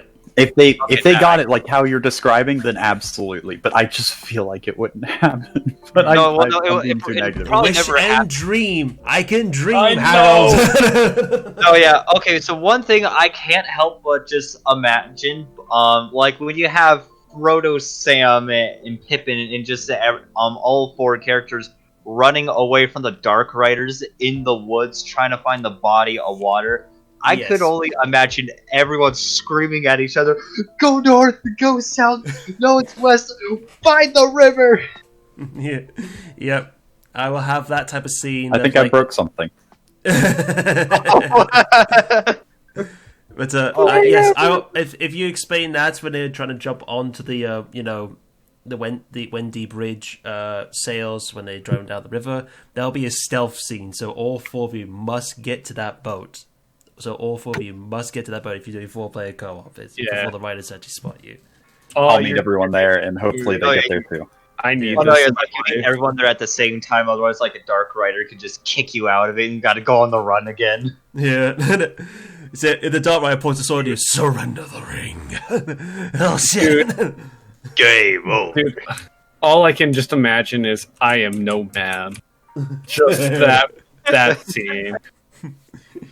Okay. I cannot be killed by man. I am no man. Gets shanked in the face. Yes. Beautiful. Okay, so that was my first game. Lord of the Rings, 4-player co-op experience. Bad news is Quest player can't play it because due to hardware and also the game engine will run. So take it as a grain of salt as you win. Second game. Now, I thought this very carefully about second game. I was thinking a Battlefield VR, but that's been said many times. Yeah. Granted. But no, I want someone Star Wars related. And there goes my ID.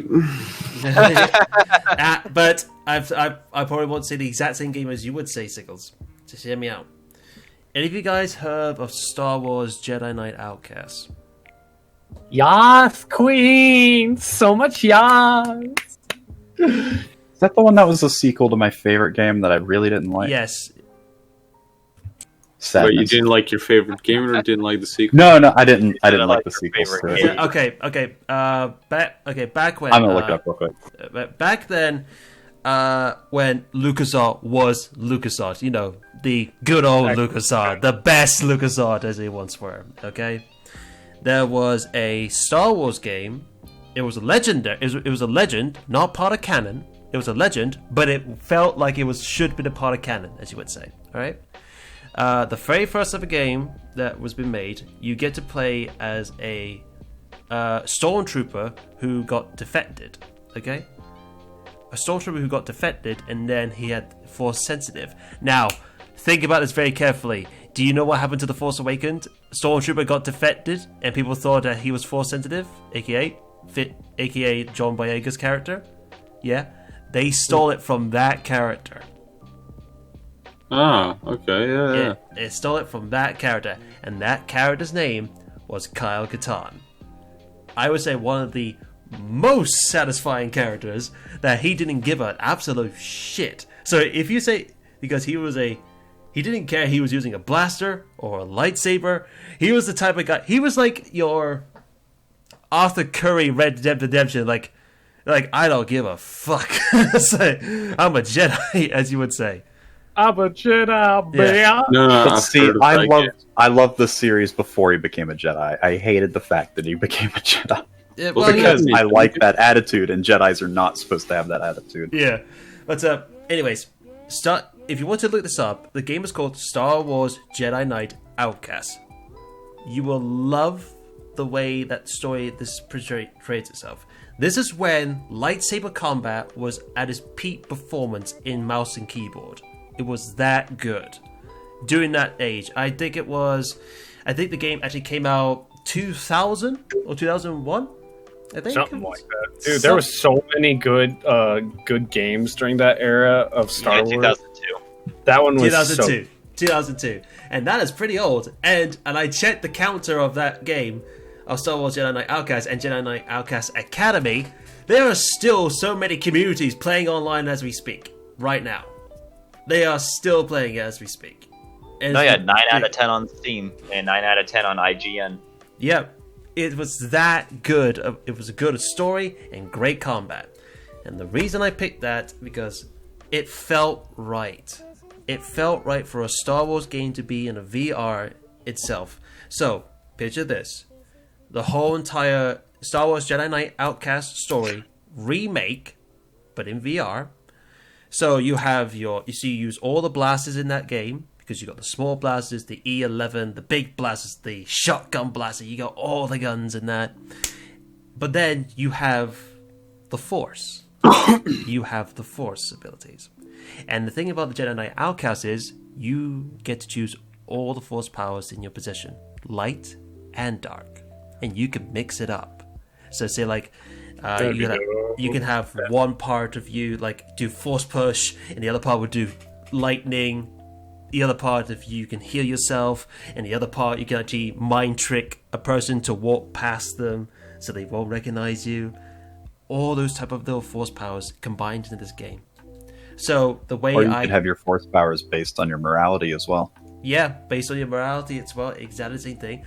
And also, to tip it all off, in controller-wise, I thought this through. So, let's look at for a nunchuck perspective from the Valve Index. It looks like an Oculus Rift controllers, okay? That's how I see it. So, to use the Force power, I will actually add I'll have an option called the scroll wheel. So, you got 4 buttons on top. You got the 4 buttons on top. So you got 2 buttons on the left, 2 buttons on right. And those will be your Force powers. Okay? So you select which Force power goes in which button. So I want my A button to be my Force pull, my B button to be my Force, heals and all that. So I want it to be that type of option when it comes. Oh, yeah. I want it to be that type of option. So, by doing so, you have the multiple choice. So, you get every level that you go through, you feel like, alright, I feel like changing this up. So, every scenario mission that you go through, because all levels change. So, you have to compensate the actual Force abilities that you use. So, say, like, if you're on the clouds of Cloud City, you could, just Force choke a Stormtrooper and throw him off the, off in the clouds. Just get him out of the way. Or you also Force push or something like that. Or if you're in the underground and you're trying to navigate through, you use the Force sight to see in the dark for a couple of minutes. Something like that. So every scenario that you do works in different ways with the Force powers. And now the favorite part, the lightsaber. The lightsaber itself. As you well know, there is a book out there in canon that you can use Jedi, actual Jedi stuff with a lightsaber, right? The combat forms, CQCs, as you would say, but with a lightsaber. Mm-hmm. But it would be nice just to have your own style lightsaber. Think of it this way: you're right in front of a Sith apprentice right now, and then he's just holding his saber ready, and it's a stand, and then you just pull it out, flip the lightsaber upside down, and so you can choose whatever style that you want to pose yourself like that. Or Ivan's case, he'll pick up his lightsaber and do a T pose in front of him. Or not wrong. Or he pick up his lightsaber and under the hilt is just an RPG head and pushes a button and it launches. Just like a Boba Fett arm rocket, just attached to the bottom of the hilt. That'd be great. Yeah. So that's that whole entire thing. But also, I'll put in the mechanics as well to change your lightsaber color. I will put that as a mechanic for you, just to have fun with it. See what type of Kyle Katarn are you? Are you this type of guy? Fucking pink. Oh yeah, I'll put in that pink for you, buddy. I'll put it in for you. Neon pink. Yeah, so I'll have that emotion. But the biggest thing I would say with this game, as I said before from the very beginning when I said it, is the lightsaber combat of the game was very good, and it's still good at its time. So, sure, Jedi Knight Fallen Order was pretty good lightsaber combat, but it felt like Dark Souls to me. It felt like Dark Souls. Not gonna lie. That's what was good about it. Yeah, maybe that was good about it, but it felt like Dark Souls, and sometimes I don't want to repeat.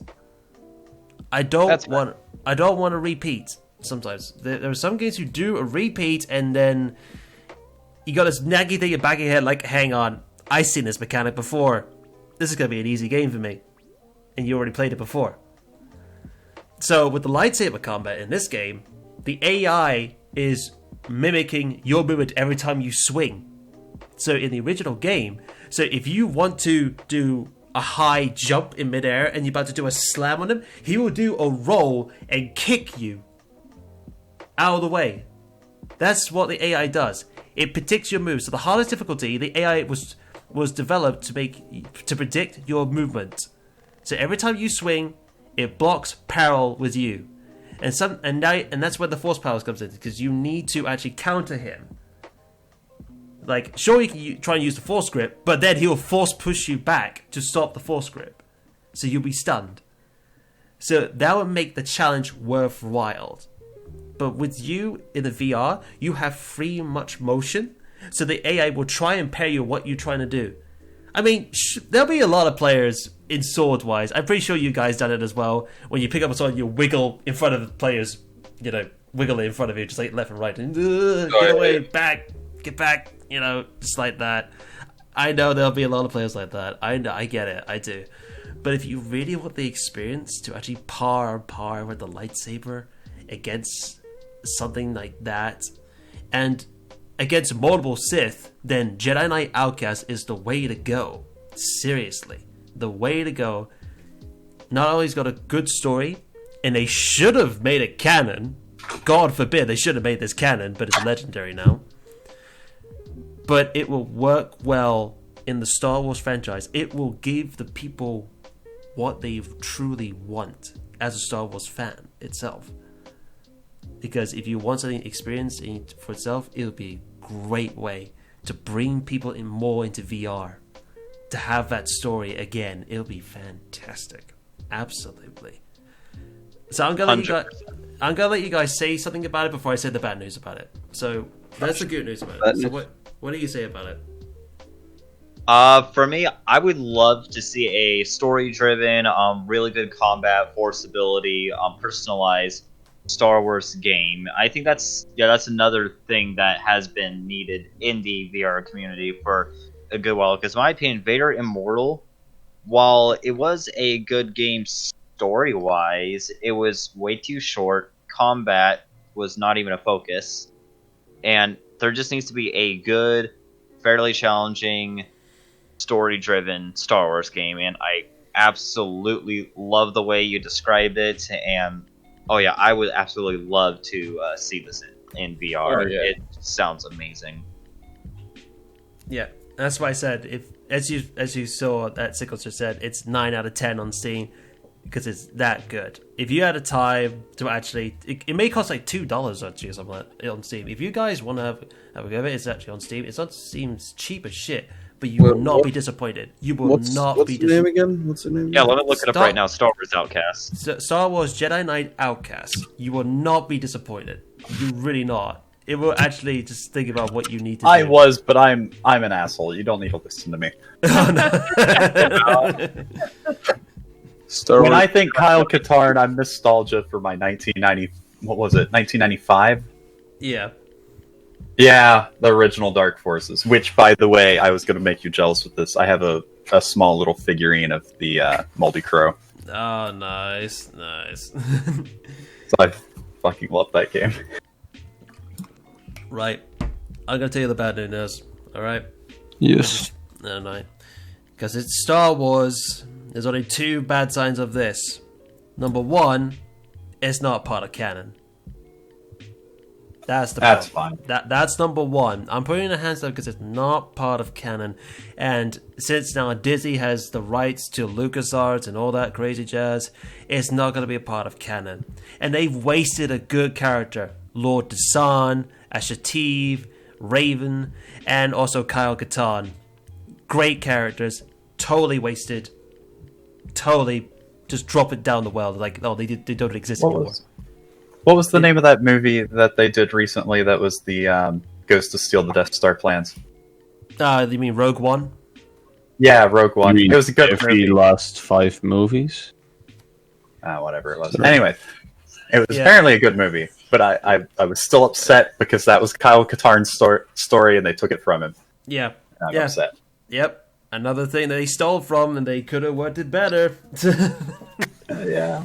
I was really hoping they were going to announce that the one character was him. I was like, please. That'll be brilliant. Like I said, he was defensive stormtrooper. They did that with Joe Boyega's character. There we go. That's one. And then the Rogue One. Aha! Hello. Hello. Excuse me. But then the second one I'm gonna say is, well, the second one I don't really want to say it, and it does break my heart. The games, it will not be irrelevant to the person at this time. It will not be irrelevant to LucasArts anymore. And they wasted a huge opportunity, because the reason I said that, because when things are irrelevant to LucasArts, they drop the ball on it. They really do. Since it's new LucasArts right now, stuff back. Yeah, I don't know. They're in a restructure right now. There's no telling what could happen. They're in a split half. You got the Kathleen Kennedy faction, known as the SJW movement, cancel culture bullshit, to the John Filoni and Dave Filoni's recapture glory days. Those are the 2 going wars. I don't care about that. This is not what it's all about. It's all about the VR experience and what we want to see, and all that we want to see. But like I said, LucasArts will never acknowledge this. Will never do. Never do. Back in the early days, they would have hell yeah, that would bring revenue, fans, and also it would be a great experience. Fuck yeah, let's go for it. But right now, as it is, they will not take it. Yeah, because they were the ones who made the game. They made this story. They made it so good. But they decided to drop the bombshell on it. They decided to scrap it. That's the... Just nah. They just don't want to recapture something that caught in the hearts and minds of so many others, such as myself, and probably you guys as well, if you love Star Wars brand, or the people who are watching right now who will love Star Wars brand. So each time something this happens, it does break us a little inside. It really does. It's like with a film. Like if a film gets rebooted and you think it might be good old glory days, but it's actually not. It just changed the title. That's basically what they did. So breaks my heart when people don't tell me they haven't played Half-Life yet. I haven't played Half-Life yet, unless you Alex. But yeah, but despite all that, if that was my second wish, and dream to be made in VR would be Star Wars Jedi Knight Outcast remake for VR in that type of style, playing as fucking Kyle Katarn again. That this badass attitude. it's just, like, let me give you a scene. He goes up to the bartender. Bartender was ignoring him for the past, every time he keeps calling his name. Bartender. He just went, screw it. Slams his lightsaber to the ground, and then the bartender looks at him as shocked, like, Jedis! I have no ideas. Just like, it's like, listen to me, or get this in your face. That's basically what he says, as in his head. I love Kyle Katarn. They should have made him come to life in canon. They should have made. But yeah, those are my 2 games. The Lord of the Rings, the 4 trilogy, 4-player co-op experience, and second, Star Wars, the Jedi Knight Outcast game, remake VR edition. And that'll be just golden. Just golden. Okay. So, guys, out of those 2 there, what do you think you'll love the most? Come on, before I go straight to Ivan. Lord of the Rings. Lord of... Fuck. Yeah. Not even a contest, sorry, but... No, yeah, starting like Outcast, it was fantastic, amazing, but just the amount of times I rewatched, redone it, and I love Lord of the Rings, diehard fan, and just I will go to my grave with all 3 Lord of the Rings discs tucked under my shirt. So you weren't gonna give them the, I see how it is. Ivan, what about you? Before you said your piece, which one of the 2 would you rather have? Yeah, probably Lord of the Rings over the 2. You guys like the trilogy that much, don't you? Well, if you had said the whole Dark Forces trilogy, then I'd be for that instead. But I did think about it. But the one that grasped me the most was Jedi Knight Outcast. That's was the fair. Was completely the most. I would love them both to be there, but yeah, it's okay. Mr. Crazy Ivan, you're up. Show us your hand. Wait, sorry to interrupt, but could I maybe go first? Because I'm getting tired and I really want to go to bed. Go on. Just gonna say my thing and then I'm gonna leave. Go. Okay. So I was thinking, I have 2. The first one has to be a Viking game, but like, not just like. Has anyone of you watched the series Vikings? Yes. no. I would do it like a bit like that. Like you can use your Drenger, your Drakkar, your ship, and just go like along the seashores of England and go all the way up to Paris and raid every village that you get near. Do the lootings, build settlements. But just not only that, like I would more focus on the action part, like where as you're storming a castle, arrows are flying towards your head. You have to hold it with a shield above your head, slicing someone's head off with a fucking axe. That's what I'm kind of thinking of. And you can bring everything all the way back to Norway. That's what I would love to. So relive the glory days of the Viking era. Is that what you're saying? Yes. Like, I don't know.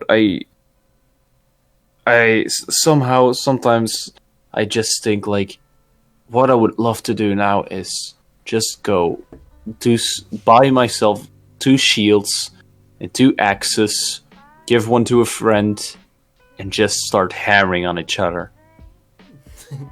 Like I don't know. I just wanna. That's just might be me, but I just want to crack some skulls.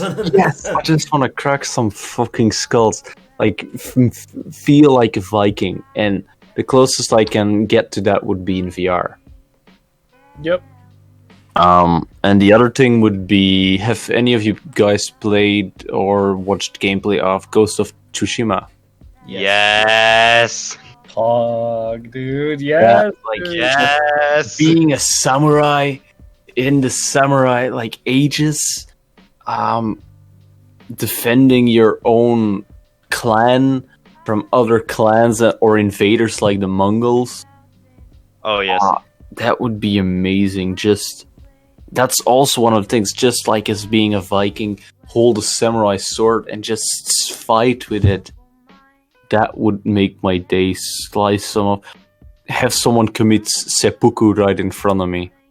No, exactly. And I can't help but think like I'm just inside the game. And you're talking to your uncle, and you just, and your uncle yells, "You have no honor, and you are bound to it." There's so many good lines in that game. I would love it in VR. Just like, it doesn't even have to be that game, but just like Samurai on its own with a storyline would be good enough for me. Ghost of Tsushima would be like the best, of course, but I would already settle with a good storyline based Samurai VR game. Like Half-Life Alyx, but samurai shit on Japan. Like, yeah, I would love to see that.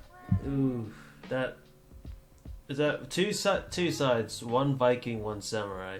It's like it's like I'm playing For Honor over again, to be honest.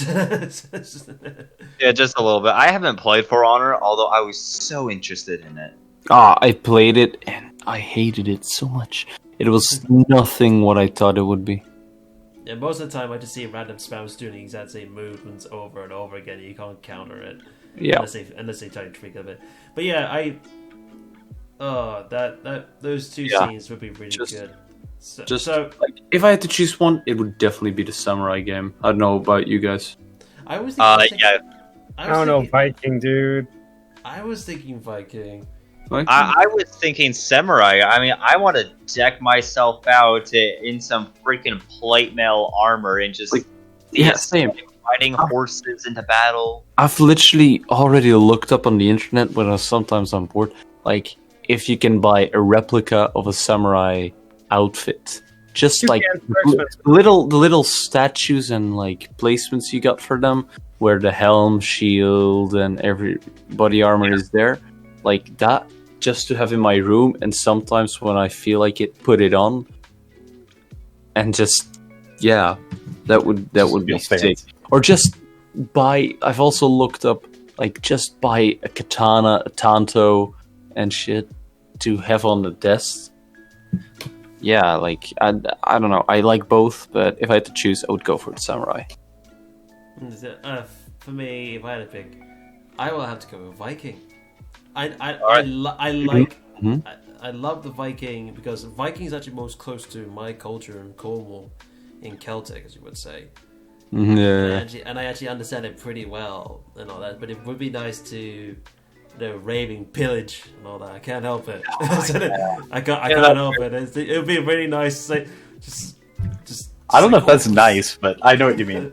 Yeah, Ivan, you're the deciding those women and killing those nuns and shit. That's hell. I'll go Burning their houses down. Going up against the fucking Templars. That'd be fucking sweet. It'd be amazing. Like, if you're a samurai, the scenery in Japan would be beautiful. If they could, like, I'm talking from 5 years from now, all of a sudden, a samurai game would be released. Every graphics would be way better by then. And just, as you would see, it would be as good as if you were actually right there. That's what I'm then hoping for. So, like, if you forget that you even have a VR headset on, you actually think you are in Japan. No, exactly. Just kind of like Sword Art Online style. You just get so immersed, you forget you're real. Yeah. I even had that while playing Ghost of Tsushima at some point, like. But in VR, but again, I also would love to go with the Viking shit. That's both. I think both would end badly, as far as I'd probably injure myself flailing in my room. In fact, I know I would injure myself flailing in my room, but I would have to go with samurai. Or punch someone, or punch a dog or your wife in the face or something like that. I already did that one time. What? Anyway. I think every person who has a wife and has a VR headset sponged their wife while playing VR. Are you coming from Who personal was in experience? What? Are you coming from? Are you saying this from personal experience? No, just like, dude, I have a girlfriend for 5 days. Not personal experience, let me tell you. That counts, right? Well, wait, All in due time. She's coming over on Saturday, and I'm gonna introduce her to VR. I'll punch her then, okay? Is that good for everyone? Everyone enjoys that?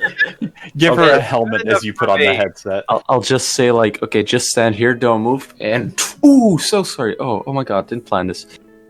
Oh my goodness! Now that we got that out of the way. Yeah, my head Well, it now- just left out Yeah, of now my. that we know all of the aggression that's actually really in VR players with their significant others. Now that we got that out of the way, yeah, I guess we can move on. Yeah. Ow, what was that pain? I just connected, shot. but It was a that's not hazmat suit. Don't worry about it. To be honest, I think she would be the one that's gonna punch me, but like, I know my room, I know the surroundings. She doesn't.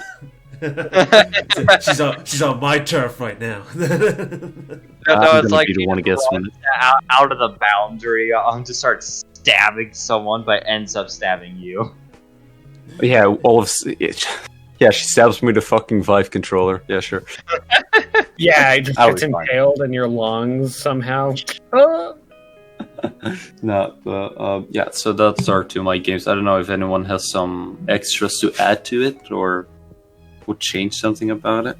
Just a one question though. Just Yeah. one question though. On both of the games, on both, as you would say. Yeah. What is the one mechanic that you think you will actually add? If you had a choice of the mechanic wise, because in most fighting sword melee combat, they usually have a like. Would you like to have a time window, like a little hit, if something like a little blinking star to actually to par with them, you hit that spot. Yeah. I would. What I would do is, well, in the Viking thing, you would have a shield and an axe. So I would say, like, I don't know if I would add anything especially there, but I would add something like a little sound, a glimpse of light, maybe just exclamation mark above the enemy's head when you need to defend in the samurai game. Like, because to be honest, only skilled sword fighters could block like a sword if they're hitting you that fast as they would in the samurai ages. So like even in Ghost of Tsushima, there's a little sound or a little view you can see, so okay, I block now. In most of the games you got that. So I would add something like that, or slow time just before it hits you with like 0.25, like slow time yeah. to 0.75 then. Okay, that's the kind of thing I actually wanted to ask you, because doing time wise in most melee combats, it varies because people prefer slow motion, people prefer quick time, and as other people prefer like hitting direct spots on the enemy to actually to cripple them or weaken them or. I'd let the player figure that out themselves where to hit the enemy, because it is VR. You can hit him anywhere you like to. So you could figure out, okay, what happens if I stab him in the feet? Oh, he walks slower, but if I hit him in the knee, he stands on one knee and keeps fighting. If I hit him in the shoulder, his movement becomes slower. All of that. But so I would let the player figure that out. No sounds, maybe just a hint at the start of the game, like try and figure out where you can hit the enemy to see what does the most damage. But the one mechanic that I would put in is definitely the block. Something that that you have to block, or the small chance you have to block. Because I wouldn't make it too slow or too obvious that it's just too easy. Oh my god, he's gonna hit. And you have like 5 seconds to put your arms above you to block the sword. No, like half a second chops that you have the chance to block the sword. That's still like interesting, quick, thrilling. Yeah, like that. Yeah, your it's got- adrenaline going. I think it would have to be fast paced. Yeah. Be fun. Yeah. but at the same time, I think it would also have to be kind of slow paced enough for those who are slow. It'd have to be a really fine balance. Those who are slow. Yeah. Like maybe even in settings, just like if you play hard, you of course have less time than if you would play easy. You can maybe even turn on or off that there would be a small glimpse of light that oh, now he's gonna strike. You can turn that on or off, depends on how you feel or how good you are. So I would say that'd be something for extreme, like have almost an extreme level of difficulty. Like if there was a difficulty thing, I would say have one where it's like super fucking hard. Like there's no assistance. Like it's just like real life. It would be like real life. If an arrow comes at you, the arrow comes at the normal speed, and an arrow travels.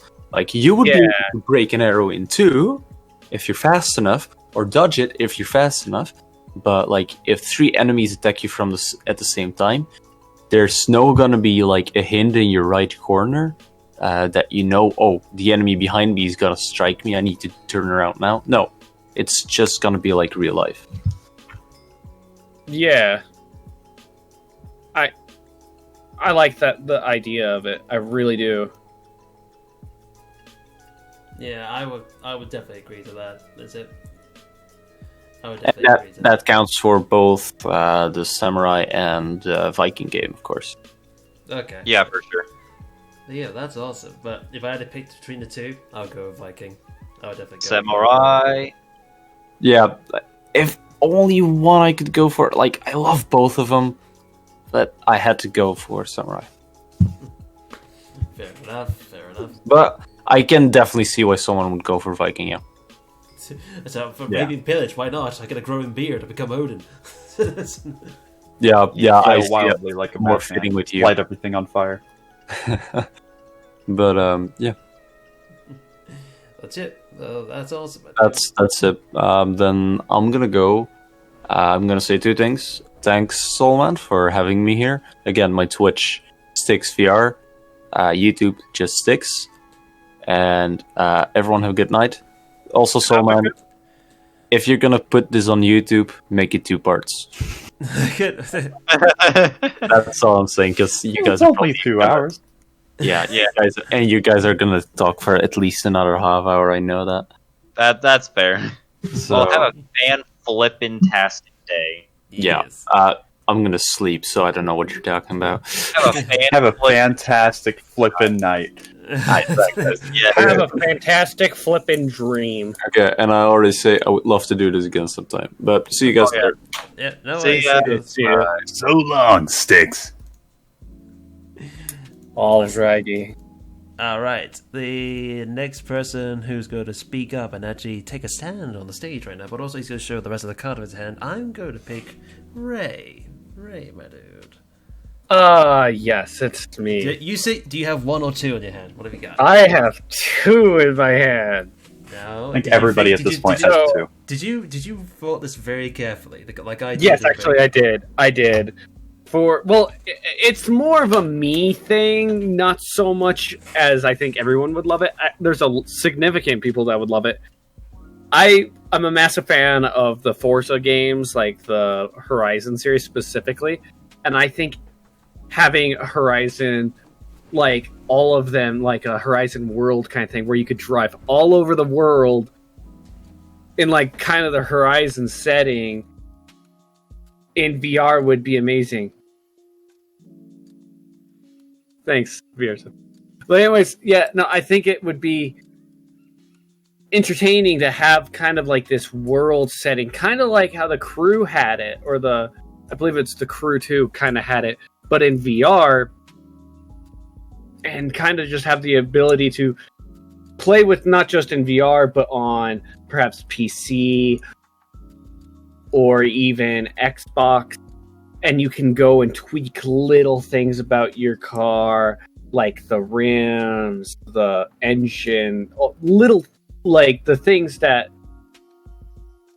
a lot of things. I'm getting to that, Wise, by the way. But have it to be a very realistic setting to where it feels almost like you're driving in real life. To where it's super realistic, and yeah, you can drive really fast cars, but are you ever going to be able to go that fast because of the traffic? Are you going to have the damage be basically permanently set to realistic? So if you hit, say, a fire hydrant, you're going to screw your car up pretty bad. Or if you get in a little fender bender, your car's going to be messed up and feel messed up. I think would be such an entertaining idea. Specifically, yes, car can go fast, but can I go fast? Yes, agreed. But no, yeah, I definitely think a Horizon-like world would be amazing for VR. Just because that's never really been done before, other than in The Crew, and The Crew didn't ever have the availability for VR. So I think it would be opening up a new can of worm, so to speak. A new can of will pass. Yup. Oh my god. Oh yeah, that's interesting. Interesting. Well, there's probably a few VR car games of that, but the one you're looking for is like detailed Hyper graphic. realism. Hyper realistic. Okay. Because I mean, there's a lot of car games that have VR elements to it. For example, Assetto Corsa, you can wear VR and you can drive completely in VR and everything, but it's really only on a track. You're only driving on a racetrack. Or there's certain other games where they're like really drift heavy, where you're sliding your car sideways, but they're only on short little roads and there's no actual traffic. They're very fantasy oriented in a sense. They're sure they might have the most realistic physics in the entire game, but it's not on open roads. They're usually either on tracks or fake fantasy styled island. And what I'm talking about is like having a very detailed real life world where you can drive down and there's Walmart, like not necessarily Walmarts, but like you can, it's basically a copy and paste of the real world in a VR kind of thing, and you can go and drive everywhere. So and that's not really ever been done in VR before, because it'd be very intensive and everything. But I think developers are kind of scared to try that. So it'd be very amazing to see. The only downside is I don't think Quest users or any of them could use it, could play the game, just because it would be too intensive. Yeah, for sure. Yeah, but that'd be fun. Now, question though, mechanic-wise, do you use a real steering wheel or actually use the hands? Either or. I think both the hands and steering wheel should be available, but I think the wheel should, if it is connected, should have a certain weight. It would be forced. You'd say, for example, you get a car into cars only in manual. It only has the stick shift. You are forced to drive it stick shift. You can't just, I'm going to drive all the cars in automatic because I don't know how to drive stick. You're forced to drive the cars as they were intended. So I think that's kind of how that would work for me. Because I think that would just add this element of realism of, I can't just pull a cat out of the hat and just, drive the car via, like, automatic, even though it's a car that never worked in automatic. So I feel like that would be something kind of important to the integral style of the game. Yeah, for sure. I just want to flip somebody off as I run them off the road. That's fair. By somebody, I mean Wise. I just imagine Ivan passing me, and probably this rinky-dinky little tiny box car that has peeling paint and then he flips me off and then rams into a cop car. No, what would happen is it would be a sharp turn. I wouldn't hit my brakes. I would just cut into the inside, slam off the side of your car, and make the turn that way. No. And then my car wouldn't be working after that, but I'd make it around the turn. I was thinking much more a different Ivan approach. I think he'll be the type of guy, you're waiting at the traffic lights, and then he pulls up beside you, but his wing mirror is scratching your car, and then when he reaches window to window, you see his smug face. So it's like, nice evening. No, that's right. Just say, nice car. It'd be a shame if someone just drove it off the road. Yeah. But I definitely think that would be a very, very fun game in VR that it would appeal to an audience that there currently really isn't a market to. For car enthusiasts ticket in general, or is it just for racing people? Yeah, and car enthusiasts, as well as people who just want to just try and go for a cruise and enjoy the road and just kind of explore the world, because maybe they don't got enough time to go travel to, say, California. They say they can't afford to actually go to California, and they want to go drive through it and witness it. Like, kind of go sightseeing in a way. Yeah. But they can't in real life, so if it's a world game where the entire world's perfectly modeled, you could go to California and witness California in all of its weird California glory in whatever car you want and enjoy it, and then get to enjoy the drive. Now, here's something that I want to do. I want to grab a truck, gonna drive to a Walmart, I'm gonna drive through the door, and I want to drive through all of the alleyways, just all of these shopping aisles, pick what I need, put it in the back of the bed of the truck, and drive out. Yeah. No, I'm pretty sure it's called robbery. Yeah. So I think if the stores were in there, yeah, you could enter the stores in a small Miata, a small little car, and just go what we all did with shopping carts as kids and pretended they were cars and messing around. Yeah, I'm sure that would be available. Granted, I'm sure all the shelves would be 2D sticker looking things. They would look realistic, but you couldn't take anything off of them or anything like that. But it would be fun to do that. Yeah, I agree completely. I think if you could make it as realistic as possible in the thing, that would make it so much more fun for people who, hey, I want to drive a truck through a Walmart, but I don't actually want to go to prison for the rest of my life or attempted... I was actually going to say, if you're going to go in any store, but you can't render every store, then just make it Walmarts. There's enough of them. Everybody hates them. Everyone wants to destroy them. Or malls. Nah, there's not enough malls left anymore, so just Walmarts. Over here there are. When you said about the horizons and all that, does that include you repairing and replacing parts of your car? Absolutely. So you'd gain money through little tasks, like saying drive to a certain spot and take a picture of your car, and in the game it would post it to say Instagram kind of thing, and you get some money from it.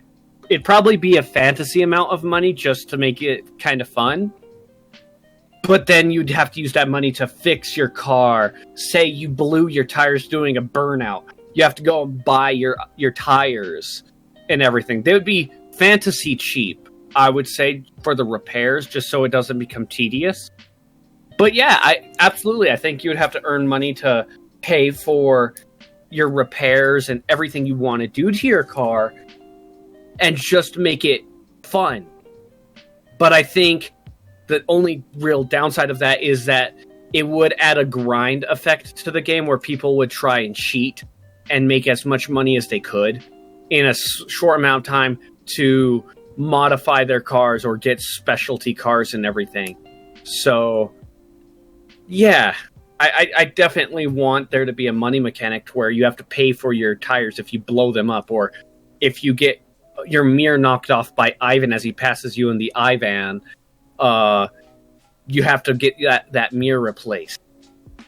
Ivan DLC. Hey, we all know it's got to be the expensive DLC too.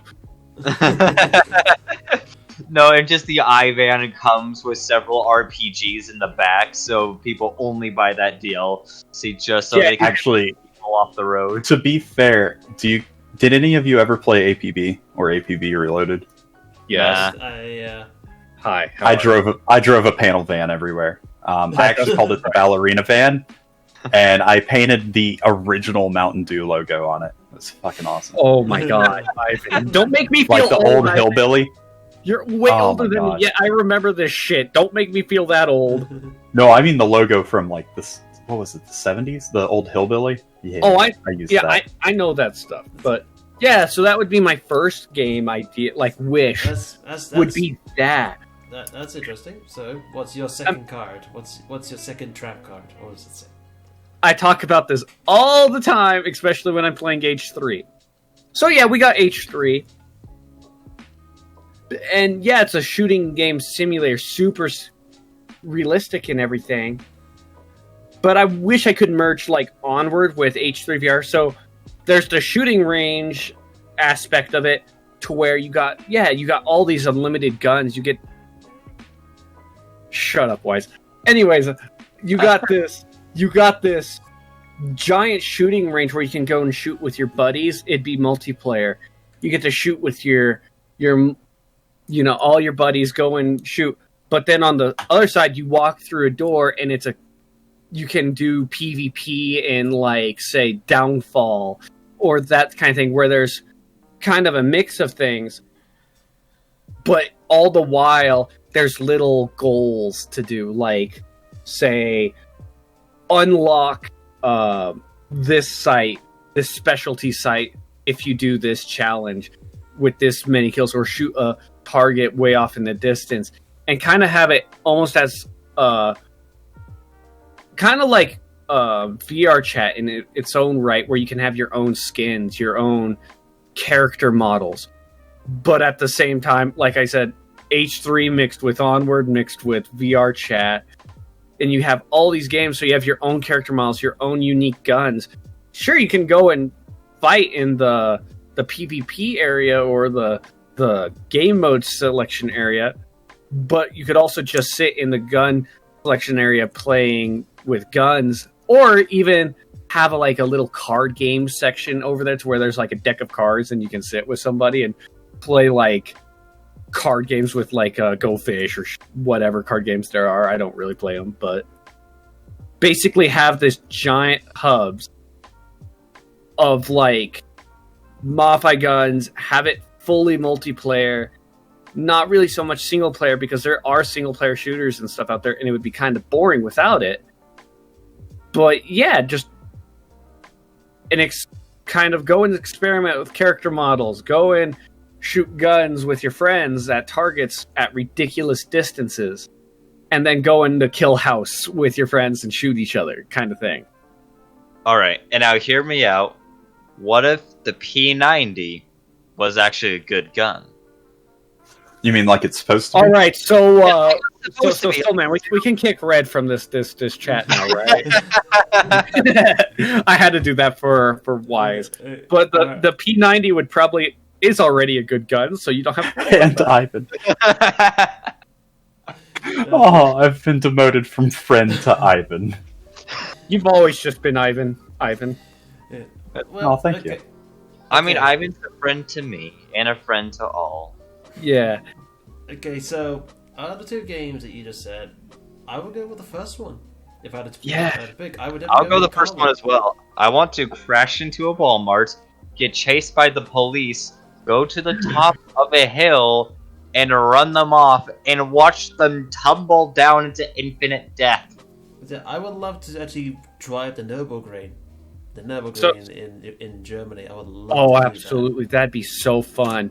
So, you know what I want to do? I just want to go to the Grand Canyon in a really rare, nice car, and then have it, because it looks so realistic, you put your camera like you're live streaming it, like you're actually driving and everything. Because, again, character models and all that stuff. So you act like you're driving and then just drive off into the Grand Canyon. Be like, well, guys, this is another video on how to destroy a rare car. Is it? No, Well, you'd be like, yeah. You'd be like coming Dr. Disrespect when he did a fake crash or something. Something to make you No, it'd be like in a F40 competition, something like that for At that point, you're essentially doing BeamNG in VR, Yeah. which would be just hilarious. That's it. So what would you pick, Ivan, out of the two that he just said? What would you pick? Probably the driving one. As much as I like the idea of a shooting game that gives you more options, I could see more driving games coming out too. There's a couple, but they haven't really intrigued me yet. Yeah, I think it would be fun. I think that one would be more fun. And then, hey, maybe just mix the two together and you can drive yourself to the shooting range and everything. Becomes GTA, and then you have the whole purple versus green thing where you have the I van coming in with everyone's hanging out the window shooting RPGs at the green. Hang on. Would that even considered as Mad Max then? Just crazy Ivan, not Mad Max. No. Oh, Sea of Thieves VR, that'd actually be interesting. That would be very fun. That would be awesome. Get seasickness in real life while you're on the But Captain Pegpecker we'd actually be forced to see the Pegpecker. Oh god. Oh no, Skull. Next time, Wise, if you ever get a say in this, then you will say Sea of Thieves VR. But yeah, so from all of that, I would definitely vote for the car one because the car one would be very interesting, and plus, I would love to drive a classic, probably the Aston Martin DB, like an Aston Martin DB9, as you would say. Oh, absolutely! Just be James Bond or. I knew you'd go for that. Oh hell yeah, I would. For me, it would just be the driving all of the Nissans and having them furry stickered out as you just look in my window, like as you're passing me, you just see this furry abomination driving this really nice, like, super rare GTR prototype. I'm sorry to tell you, Soul, those DB1s were terrible cars, by the way. No one cares, Ivan. No one cares about those cars. I know. You say that. This is VR. We can make them great. This isn't reality. Exactly. Just like the P90. I mean, wait, what? I'm sorry. The P90 is the best gun ever invented. So I already know. So in the driving game, you're just gonna look over, and every time Red spawns in the car, there's just a P90 sitting in the seat, buckled up. And in the back seat, you see car seats for like kids, and in the car seats, you just see the P90 magazines. Yes. Oh, I was gonna say hand grenades, but that's just me. Oh, I was gonna say the 5.7. Oh man. Oh my god. Okay, so we all agree the car thing would work. Yes, we all agree the car is gonna. Yeah, the car thing would be dangerously good. Yeah, that would be really fun. I would probably. You just see 3 days later, Rain, where have you been? We've been trying to play Onward with you. Oh, I've been driving around. Rain, how many miles is that on your speed on your odometer? Oh, it's just a few million. Don't worry about it. You know, Wise actually could very well be correct. Careful, Rick. You might lose friends. No, you can easily trick your friends about this, because think about it. If you're driving all across America, and if your friends are in America, like, hey dude, I'm outside of your house. What are you talking about? Hey, look. We're talking... Log on. But just think, honestly, I think you could even mesh the two ideas I have together in a certain sense. To where, yeah, you can drive, and there's a gun range with like a killing room and everything over here, where you could mesh the two together. I think that's also a possibility. That's basically just GTL over again. Well, yeah, you could have VR GTA, but setting where you can turn PvP off and on. Yeah, exactly. To where you have PvP off and you can just drive around, dick off, and have fun, but it being primarily focused on the driving and if you do mix in the gun simulation game that I've mentioned before, then it's just primarily focused on guns and the car details and everything to that regard. So you could just go around having fun. You just go around, everyone's happy. It would be great.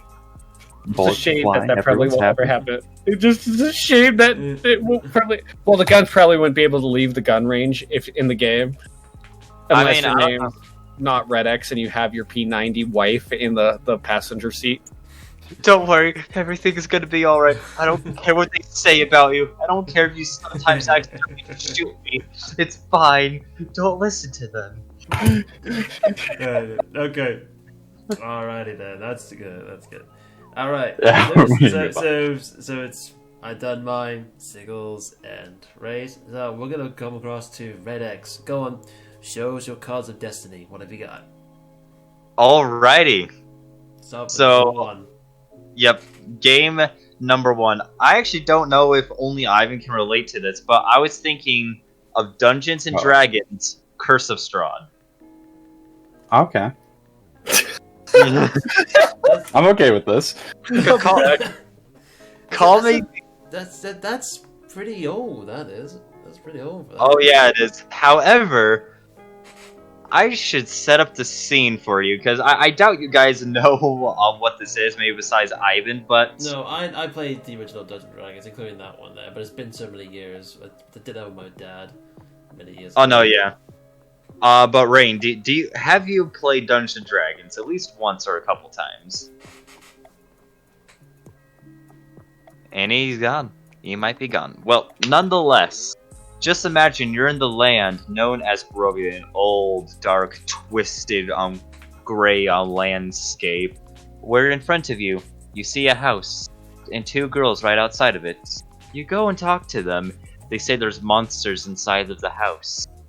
And basically, this entire thing is just fantasy / horror game, and this doesn't have to be just strictly to Curse of Strahd, but that's what I would like to see in the beginning. But just Dungeons and Dragons, the official campaigns in general, like Barovia is twisted and just twisted and dark, and you're trying to find a way out of this dark landscape while you have a vampire known as Strahd hunting you down, but likes to play with this food and gives you a chance to escape, and everyone is twisted and dark, resorting to cannibalism, everyone becoming to either werewolves or giving into Strahd's games, different hags along, feeding off of the nightmares of children.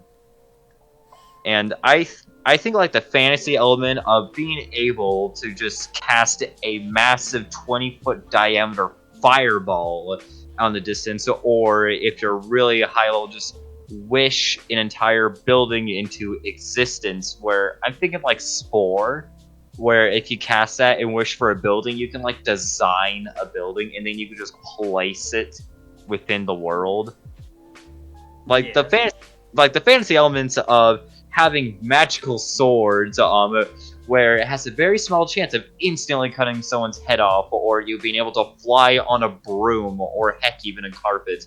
Having a giant construct that's like a crab going under the ocean, fighting a freaking kraken or a turtle dragon. That type of stuff just intrigues me so much, and this could like be like a 6-player or 4-player just kind of co-op thing, or heck, if you want to be a lone adventure, go on your own, explore the lands of the different campaigns, go take care of the death curse within Chult of the jungles, or Storm King's Thunder with giants trying to take over the world, descend into Avernus where you literally go into hell, and you literally have a vehicle on wheels and cannons Mad Maxing through the first layer of the 9 hell.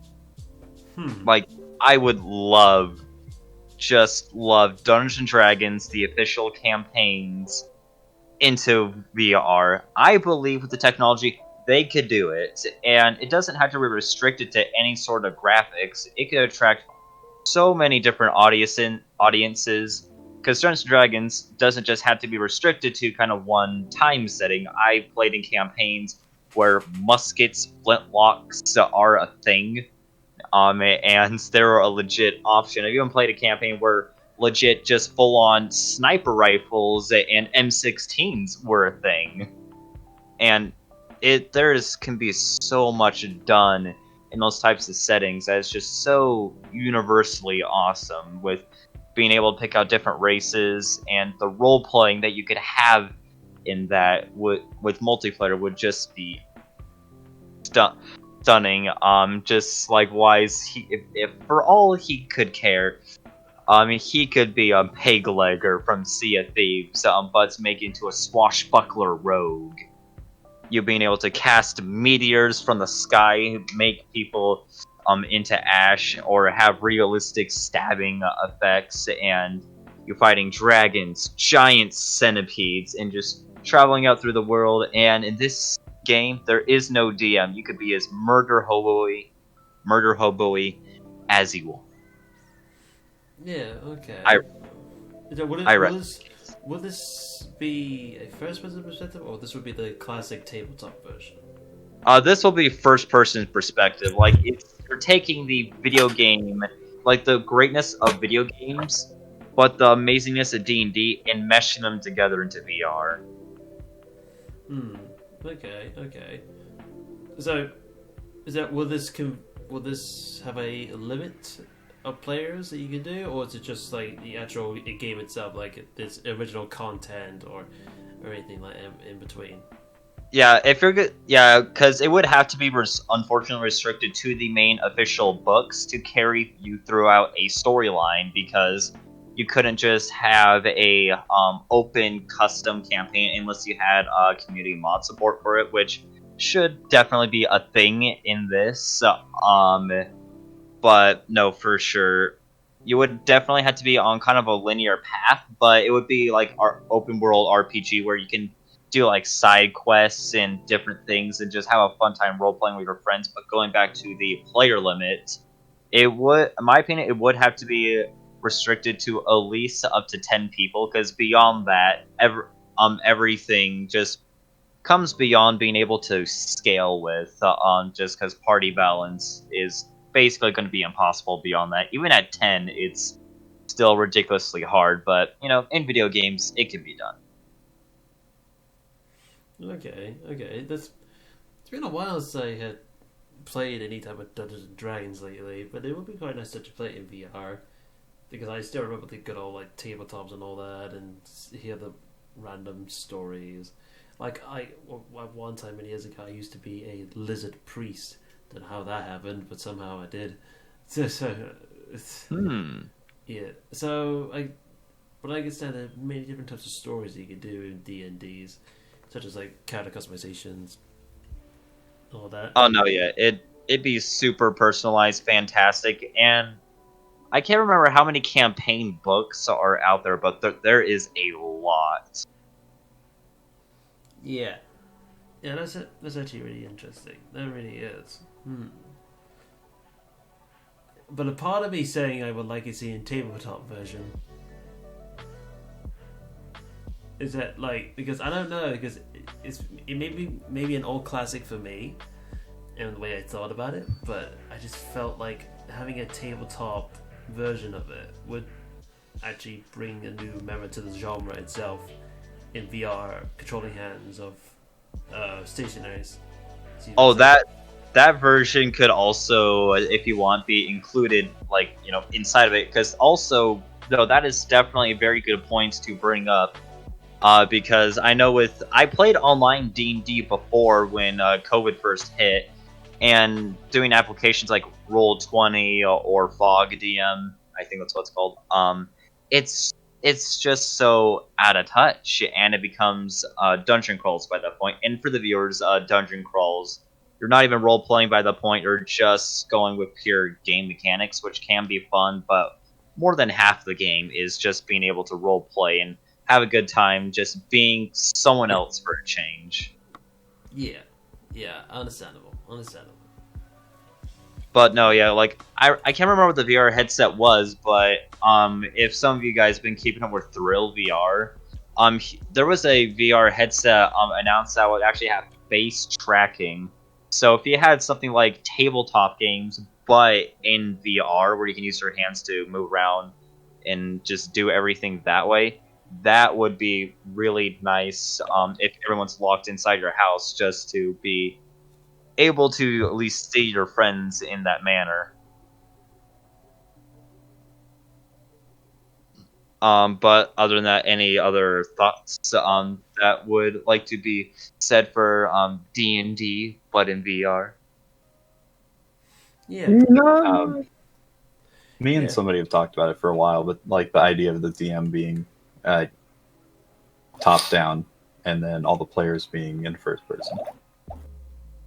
You know, that would actually just be crazy cool, because I'm thinking, like, there's a lot of games where you are the level builder, because I'm thinking that if you want to have a first person perspective, you could the DM could like have this sandbox where you can just create the world and kind of modify the terrain a bit, like kind of you're making yourself a Minecraft adventure world, and you can just make that and put and just put NPCs in there, and you can role play that. And yeah, I think actually that concept would be the best to kind of go with, that you could have tabletop games where it's kind of a similar setup as you would be in real life, and the first person aspect where it's pretty video gamey, but you still have the DM creating the worlds and the developers of the game constantly putting out new stuff, so that like the new content expansion stuff, so that the DM has more access to be able to think of this, and you still be able to have these amazing stories to go along with it.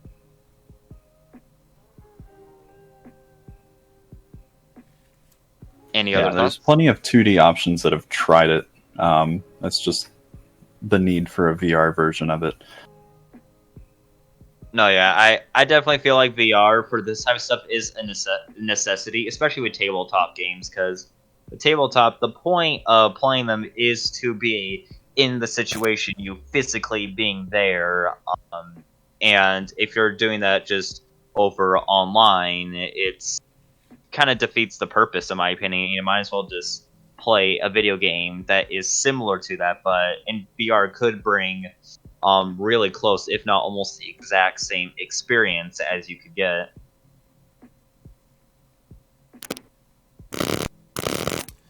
And then we got Rain over here with the static mic. Just Was it doing the static shit? Sorry. Yeah, it was doing the you're weekend. fine. You're fine. Okay, so... Okay, if that was your first one, Yep. pull out your second, see what you got. All right, my second one. Hopefully, you guys can relate a little more better to this, but it would be the very first Dark Souls in VR. And this, for me, nostalgia just hits super hard. But just imagine you're loading up inside your VR headset, ready to play some Dark Souls. You head inside. You meet your very first boss, the Asylum Demon. 20-foot story tall. You're just over here with a freaking dagger, just looking at this guy. You're having to stab this guy while drinking healing potions, and you're constantly just having to look up and all around you to be able to dodge correctly, block, parry, whatever you need to. I think Dark Souls in VR would just be a fantastic experience, with the dragon fights, giants, things being 50 stories taller than you, a massive tree trying to crush on you, the bed of chaos, like just all of these things with the RPG aspect of you feeling awesome, casting spells at your enemies, co-op, being able to revive people while having players invading your world with PvP. I think Dark Souls could capture light inside of the VR spectrum, just because it can immerse you so much just being in first person. Backstabs are going to be ludicrously insane with this, but it can just fit the Dark Souls theme of being kind of a horror aspect of it. You're going through the catacombs with nothing but your sword and a lantern to light the way.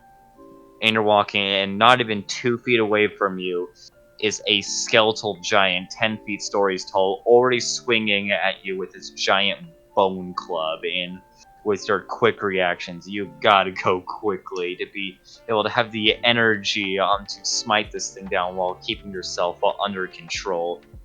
Or you being exhilarated in the Grand City in Anor Londo, fighting Ornstein and Smaug, on being 2v1, or with your friends trying to hack them down while they're shooting lightning at you, swinging a hammer down at you as big as a pillar, holding up a building. And just all the RPG aspects to go in Dark Souls, the magnitude of bosses, player base, PvP, spells, items, the amount of customization you can do, and build tweaking. I think it would make a great VR game, and one that players would love to come back to.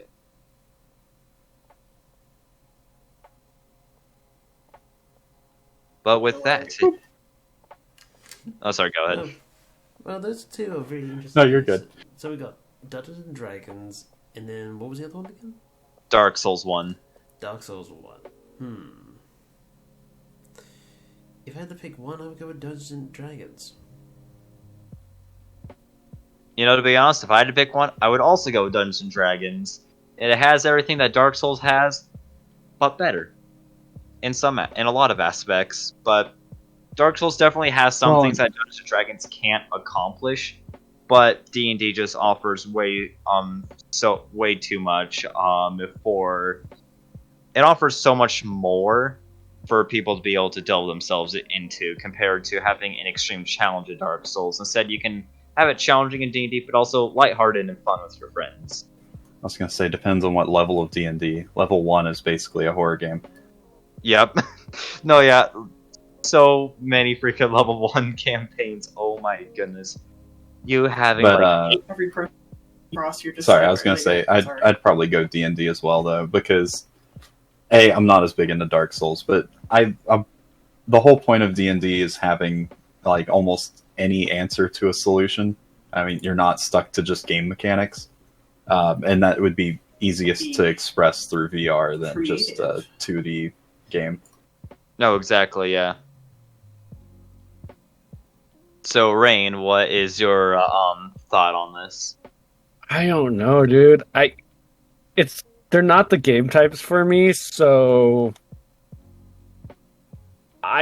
there's definitely a desire for them, but I'm not good at either the first Dark Souls, and I'm not a D&D player, so it's like neither one really appeals to me.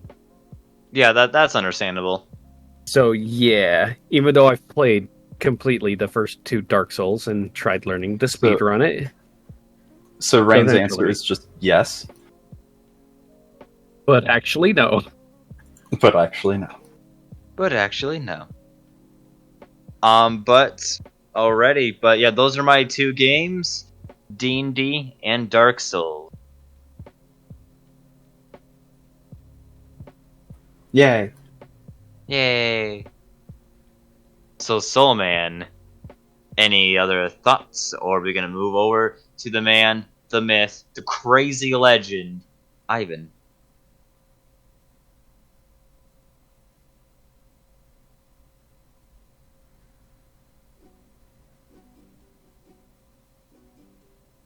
And the crickets continue. Yeah, I think we lost Soul Man. Soul Man, come back. No, I'm still here.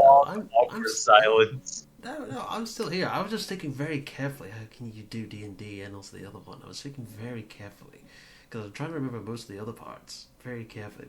But it's a good idea. No worries, really good idea. But I was thinking very carefully because at the top of my head, I don't want to get mixed up. Because it's like this and that, you know. No, exactly. Yeah, like for me, I knew coming into this the concepts that I wanted, but I didn't have everything fully fleshed out. But definitely after you guys spoke up, like, yes, D&D, you have bunch of options for a DM to create their own world, and you have every single item have their own physics and just open-ended just most expandable game and ongoing ever. Yeah, I see what you mean. So out of the two, gentlemen, what would you pick? I would pick the D&D myself. D&D. Ivan, right? What do you think? Yeah. Yeah, D&D. I don't think D&D would probably be more interesting for me because I've already done the first 2 Dark Souls, and I don't think it would. In my opinion, I don't think Dark Souls, even if in first person, would lend it well to VR. So That's fair. I think the D&D one sounds more interesting. Oh, yeah, for sure. Like, definitely VR, it has its own set of games, but there's definitely a lot of experiences you just can't capture well in VR compared to a 2D experience on a flat screen. So, no, I totally get you there. I'd also feel that Dark Souls wouldn't really be best at its prime in VR, but it'd be interesting to see an attempt on it, to see how it would be dealt with. Yep. Yeah, it'd be a big taking. Is because there's a lot of writing involved. Definitely, absolutely. There's a lot of writing involved when it comes to D&D. I know that for a fact. But yeah, I would definitely pick a D&D for all that jazz. I definitely would. But thanks, Red, for sharing that. Thank you, Red. Thank you. You are more than welcome. Yes. Now we come to the man myth himself, and he's itching to pull that trigger to send it. Ivan, what have you got, brother? Oh god. So do you want the more serious answer or the less serious answer? But that doesn't mean anything. Do you have 1 or 2 in your head? Right I have 2. So I'm trying to decide where to start. All right, go. Do I pick the game that I want to do or the game that I think everyone should do? Everyone first. You got to start off strong. Alright, that's fair. So I've actually mentioned this before. I can't remember if I mentioned it to Soul or... Actually, I think I just mentioned it twice. I don't know. I really, really, really want Thief series made into a fucking VR game so much. The mixture of just... But which Thief game, though, if you had a choice? Oh, so if I wanted to kill myself, I'd say Thief Deadly Shadows, because that game just nearly killed me trying to play it. Because it's so stressful. No, I like the Thief genre. But like the old combat system of the first game would work really well in VR, because I mean it's basically already been done. The attacking different angles and stuff like that, and blocking. I mean, you're not melee in that game anyway. Sorry, so. my wife's talking to me about it too. But Sorry. we both love that game. Wait, was that your miss? Yes. But the idea of Thief 3 is what I really liked, or Deadly Shadows, is because you don't attack much and you're actually punished for trying to. So the game is being as stealthy as possible. And the adrenaline of literally just packing yourself into a corner as a guy passes by you like inches from your face is just terrifying in its own way. But it's not like a jump scare, it's just constant adrenaline. And to do that in VR would just be absolutely crazy. Yeah. For sure.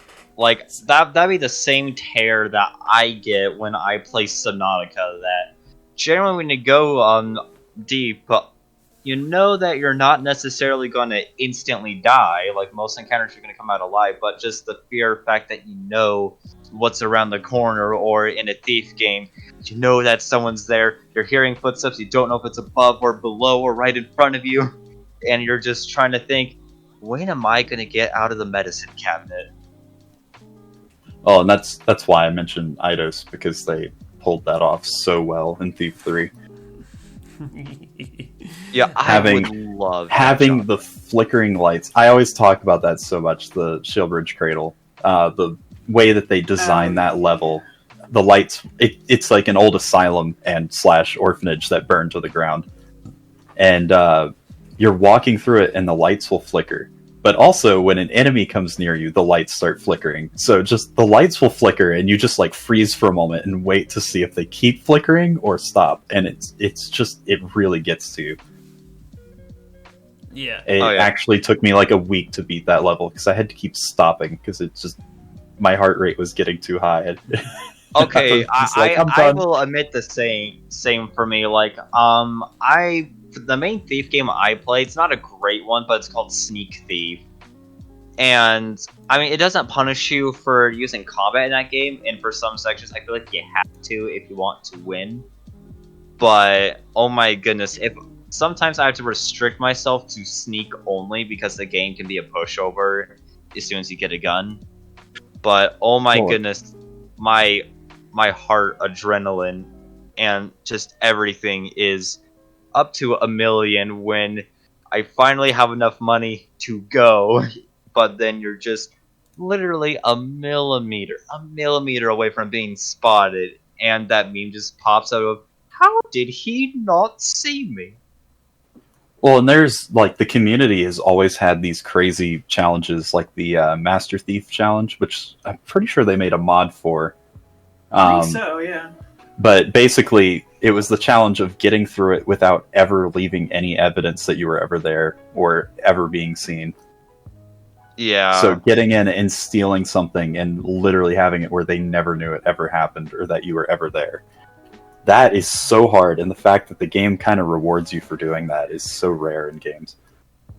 For sure, I would love that genre, and especially those games to be in VR. I think it'd be high, adrenaline would be good, and it get a lot of popularity online. And if anybody stream that kind of stuff, I think it definitely take up, and VR as a whole might get a little bit of a boost if there's a lot of good like memes that come out of just people screaming their heads off.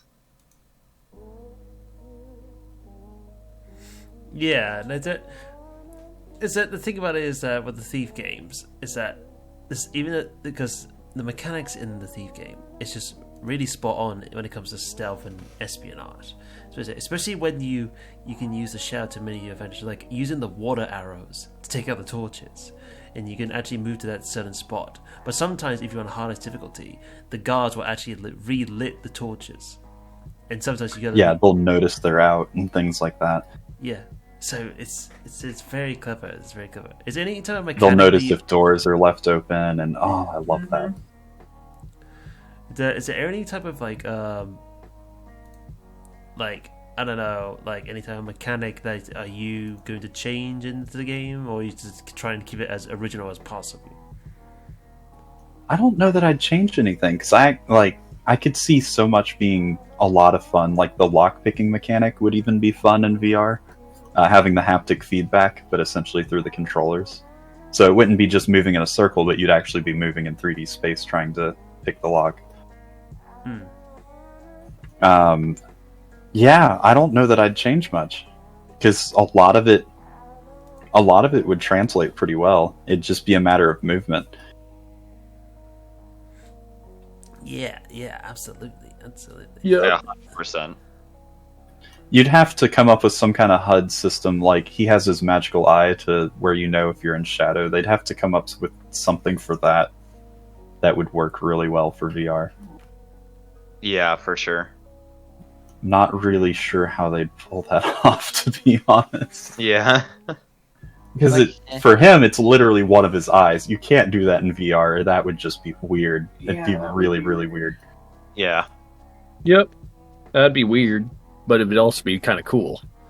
Yeah, I would absolutely love that to be in VR. I've had so many just ridiculous moments in that game that were just absurd. And I remember my favorite one was one of the last times I played where I threw down one of those little landmine things. Oh no, it was because a bunch of people were chasing me, and I ran in a circle and then turned around and threw a mine at a guy's face, and it literally slapped in his face and it fell to the ground, and you just hear him go, "What's this?" and looks down at it, and then it detonated. And I'm sitting there laughing my ass off. And I literally backed up into a bush as I'm laughing, and two more enemies come around the corner, look at his body, and go, "Oh my god, what happened here?" And right as they said that, a statue rocking fell over from the explosion and landed on both of them and killed them both. I just had to stop playing because I was just laughing my ass off. It was just what have I done? Yes. This is the might, this is the power, and this is the fortitude of the Ivan who happens to It's be just crazy. the pure irony. But yeah, that game has just had so many moments, and I know there's plenty of YouTube videos of some of the silly things, like throwing oil flask at the top of stairs and then shooting noise arrows so they come running and just go flying down the stairs. Oh my god, that's great. That's amazing. It's so much fun.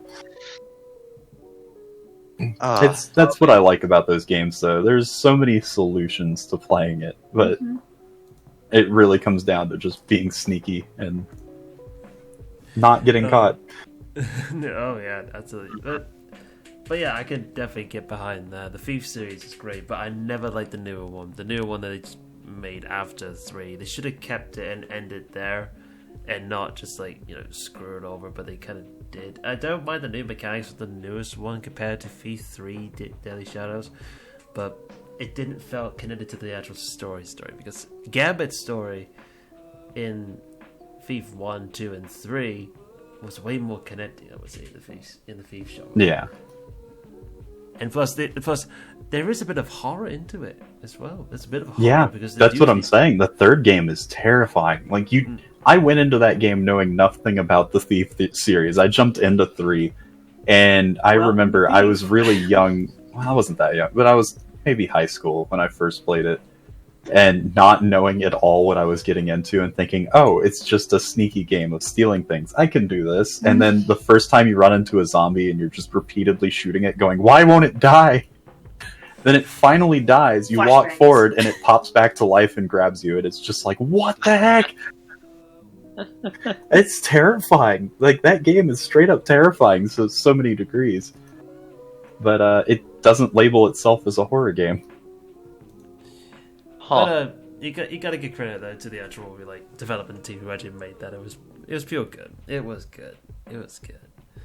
Oh yes. Yeah. But all right, Ivan, pull out your second card. Whatever you got. Well, so the second game, probably no one will agree with me, but every time I play it, I'm like, this needs to be VR. I want visceral cleanup detail as a VR game. Wait, what? I want visceral cleanup detail as a VR game. Yes! Why? It appeals to my OCD so much. Okay, that's actually cleaning that's up body chunks everywhere is so satisfying. There's one doctor level that I remember I sat there and uprighted all the trays and laid out all the scalpels perfectly on the trays. And I would do that in VR. Like, the way the game already looks like it should be a VR game, and it's not, and it upsets me. Ivan, I need to know. I want to bend down on my floor and pick up shell casings for an hour. Ivan, yes, Ben. Okay, I need to know. So, would you clean up your house first, or the game? No! Hell no, the game. Out of everything you could do, you could clean up your house and then go over to the game. Accomplishes almost the same. No, my house is a mess. I can't. Yes. If I'm cleaning up other things, then it's more fun. Ivan. If I'm cleaning up bodies your that have been house, spattered boy. everywhere, it's far more fun. Also, My wife is saying that's how she gets me to clean. Just put bodies everywhere. Yes. I can imagine, Yes. I Get him can some imagine- body. Go clean the can house. there is Ivan's gameplay right there. Every time he streams, it's him cleaning out the bodies, just putting in the trash and all that, and he's just cleaning the walls and dirt. And he could, Nothing So, happened you know how here. I sell you on this? I sell you on this by saying they have a DLC for 007. I need it. I need it now. Okay, I admit in VR that could actually be a lot of fun. Just multiplayer, just mess the heck around. VR of that would be just great. Yeah. Multiplayer though, single player, it would not keep my attention for very long. It'd be like Job Simulator type style where after you get through everything, it's not much to be seen here. oh my god! Well, this is Ivan's personal choice, so this is him written all over it. So. Which is actually really funny, though. I'm glad he actually said that at the very end. It's just like, I'm sorry. It's such a good game. He just goes with Ray, and it's like, wait, you just want to be a janitor in VR? I was like, yes, I do! Hell yeah. A bloody janitor. It's different. But yeah, I was just saying to my wife, the 007 one has a pool that you can deposit your items in to get rid of them, and it's a pool full of sharks with frickin' laser beams on them. Is that where the Lego movie got it from? Austin No, Powers. I mean, they got it from Austin Powers, but yeah, so the sharks eat the bodies, and then if it's a solid item, they just zap it with their lasers. Sounds about right.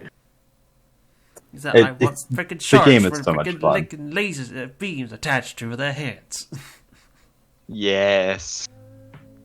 You got sharks. Laser beam sharks. But yeah, I like my relaxing games, and there's not... I haven't found one for VR yet, and that game is one that I go to every now and then. Even though it's a horror... Like, it's straight up a horror game, but there's nothing scary about it. It's just cleaning up after the horror. It's just like the ghost that he did, like, or the monster did his job, and then he picks up the phone. It's like, "Hello, Ivan, cleaning company. Yeah, I just done with the holiday makers here. Can I call in a cleaning service right now, please?" No, the lore of the game is essentially like, like the Alien movie franchises. How there's always the company that comes in and cleans up afterwards, and they're supposed to be that company. So it's literally like the cover-up operation for everything that went wrong. That is hilarious, though. It's just like, I can imagine some level towards, like, you call the cleaning company to clean up the murder, but then the murder comes back and you have to clean up everything before he finds you. Yes, the gears is burning now.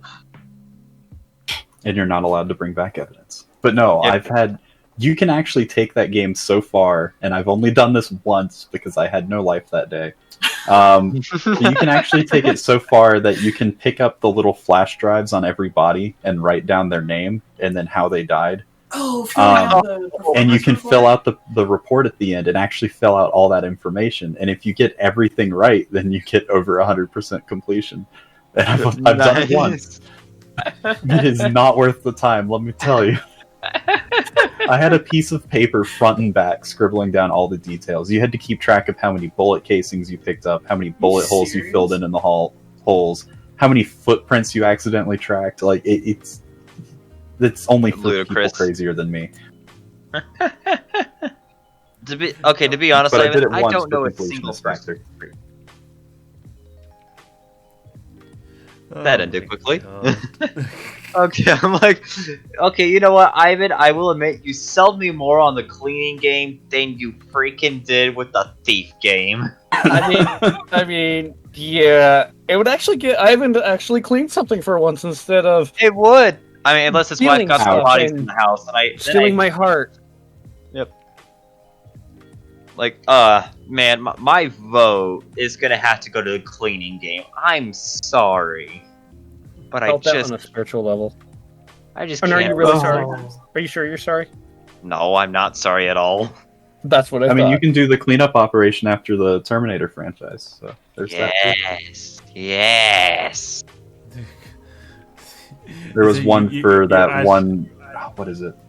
You actually the Terminator DLC. There's like, clean up this mess. I'll be back. No, I just can't help but think of Dead Rising. I was like, we need to clean up on aisle 14. Or it's been so long since I've seen that. I can't remember what aisle that one guy called out. Oh my god! But yeah, that game has nods to like every horror franchise. It's so nice. I can tell you why I like the cleaning game idea. Go on. There's so much more room for humor, in my opinion. You just you just walk in a room and it's like the aftermath of John Wick. Like, oh come on, he got the body and the blood on the railing again. it's like morning, John. You're back again. You're back in service again. Just imagine walking in, you just see a body slumped over a railing. Ivan, yeah, get the mop. But the mop's dirty. We'll clean the mop. It's covered in blood. We'll get the bleach then. No, it's just like Ivan's cleaning services. How may we serve you? Ah, James Bond. Hey, he's a regular. Like, It'd oh be man. even more funny in multiplayer, so all the while Ivan tries to take a break, I could just hit him over the head with a broom. Pretty much. But if I had to pick, You can also light dynamite and hand that off to your that's teammates fucking and cool. blow them up. Yes. I'm like, the potential to clean a game, in my opinion, is far more than the capabilities of the Thief game. Thief game would be amazing. I would love it, but the cleaning game would just be There's just so, more humor. yeah, so casually fun and funny that it appeals to me more. Yeah, agreed. but if I had to pick one of the two, as much as I love the Thief, no doubt about it. No doubt about it. The Thief will be awesome. Absolute. But the cleaning mop thing with your friends, and then you probably have that one point of like, it's like, alright, this part of the section, it says like, wait, Ivan! Yeah? You didn't clean your section! You made it even worse! Stop mopping his head, you're spitting blood everywhere! I mean, have you watched Soviet Womble's videos Yes, of them I've playing seen it? it. Yeah, just buckets everywhere filling the hallway. We have enough buckets, But we need more. We need to but we need more buckets. No more buckets. But we need even more. Oh my. But yeah, that's pretty interesting to hear. That's pretty interesting to hear. It's a nice going, Ivan. Nice going, Ivan. Yep. I have weird. Yeah. Is it? I like everyone's just like their own opinions. Like I like Sickles. He wanted an open world experience, and you have Ray's like realism effect. And you have Red's story driven, back in with mythological, as you would say. You got Ivan just being Ivan. Ivan's his own cat. He deserves his own category. Yay. The Ivan category, and then you have me, who, well, you have me who is the dream fantasized, but wants to bring something to the player, as something that people could look forward to come together and enjoy the story, and also to have a really good time. So each one has their own unique strengths and weaknesses. Each one has their own time categories, and it just shows that there are so many options that VR can actually do, but it's just the minds of people who are willing to do it.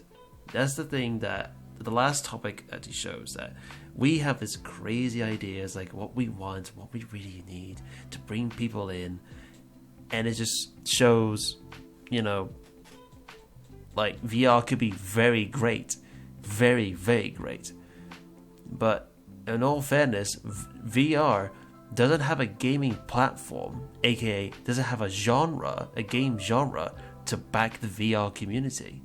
For example, you have the COD community, that's a genre, and they have the COD communities backed by Activision.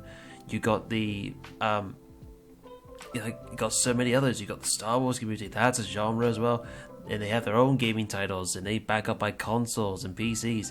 But VR doesn't have a very strong point.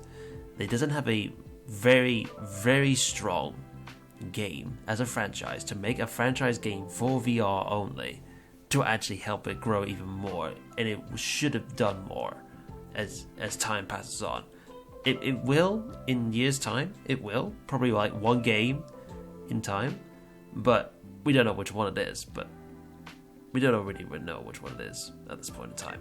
We know it won't be Half-Life Alyx because this is Valve we're talking about, and the next one won't be for another 6 years. Yeah, Maybe 10, maybe 20. That's fair. yeah, and yeah, If only. kudos to Half-Life Alyx that just kickstarted the dream, as you would say, the dream of everything. Half-Life 3 confirmed, as you would say. It's actually, you can actually say it now. It's not a fucking meme anymore. It's not a fucking meme. It's still a meme. It's still a meme, and it isn't a meme because it's just the way it is. But despite all that, there are so many ideas that people can pull from, so many ideas that people can use. It will make a great day for VR. It would make a great day for VR. All that jazz. To the people who have actually been watching us for the past 3 hours and 15 minutes. Holy shit. That's very impressive of you guys. Thank you. Thank you so much for actually tuning in for this. Yes, thank you. Yes. Like at the beginning of the stream, you had like 13, and the fact that it's only down to 7. Like, there is a good amount of people here willing to sit through us just kind of rambling on about what we dreamed of. And the Raptor Land, as I always explain to people who join the Raptor Land, it's a pub. The Raptor Land is a pub. You chill, you talk, you laugh, you had a good time, good vibe. Hell, you could even have like go up to the second floor, have a nice chill cold biscuit and sit back on the sofa. You know, it's basically your natural pub. 2 floors. You got a bar down below, you got a relaxing station on the top floor. And this is basically where it is. The Raptor Land is basically what my community is about. It's all about the vibes. It's all about chills. And yes, it'll be some craziness, some stupidness and all the ways. But all I ever wanted was people just to feel comfortable to what they bring and all that jazz. For the people who started following as well, Deloxo, sorry if I can't pronounce your name, and Creepy Mike, thank you for the following. Welcome to the Raptor family. Praise the Raptor God upon you. Thank you so much. Thank you so much. And for a disclosure, does anyone want to add just a certain point question about the VR? What's going to actually happen? What does anyone want to put a question at the very end right now? I actually do have one question, because I had like a little kind of note packet off to the side, like questions I maybe want to get through, but you want to get off your chest. Yes, I want to at least get this one off my chest, and it's actually the last question I've written down. Did virtual reality revive rhythm game? No. Not really. Osu was still popular. Guitar Hero was still really popular. Clone Hero. I'm still in the law servers for like DDR and like Step It Up or all these fucking rhythm games. So no, not really. I think it made it more popular though. Popular light. It fell out of like the popularity light, and now it's kind of started to come back because of that. Yes, because there's 3 really notable rhythm VR games now that I can think of. Actually, there's more. Shit. There's probably more, but I can't remember the names. I know Pistol Whip is very popular. It's beating Beat Saber right now. Beat Saber, Pistol Whip, Audica, Synth Riders, and Ragnarok. Yeah. And to be very fair, if that is becoming... I don't see that as actually coming back. I think it's there for enjoyment for other players. For sure, yeah.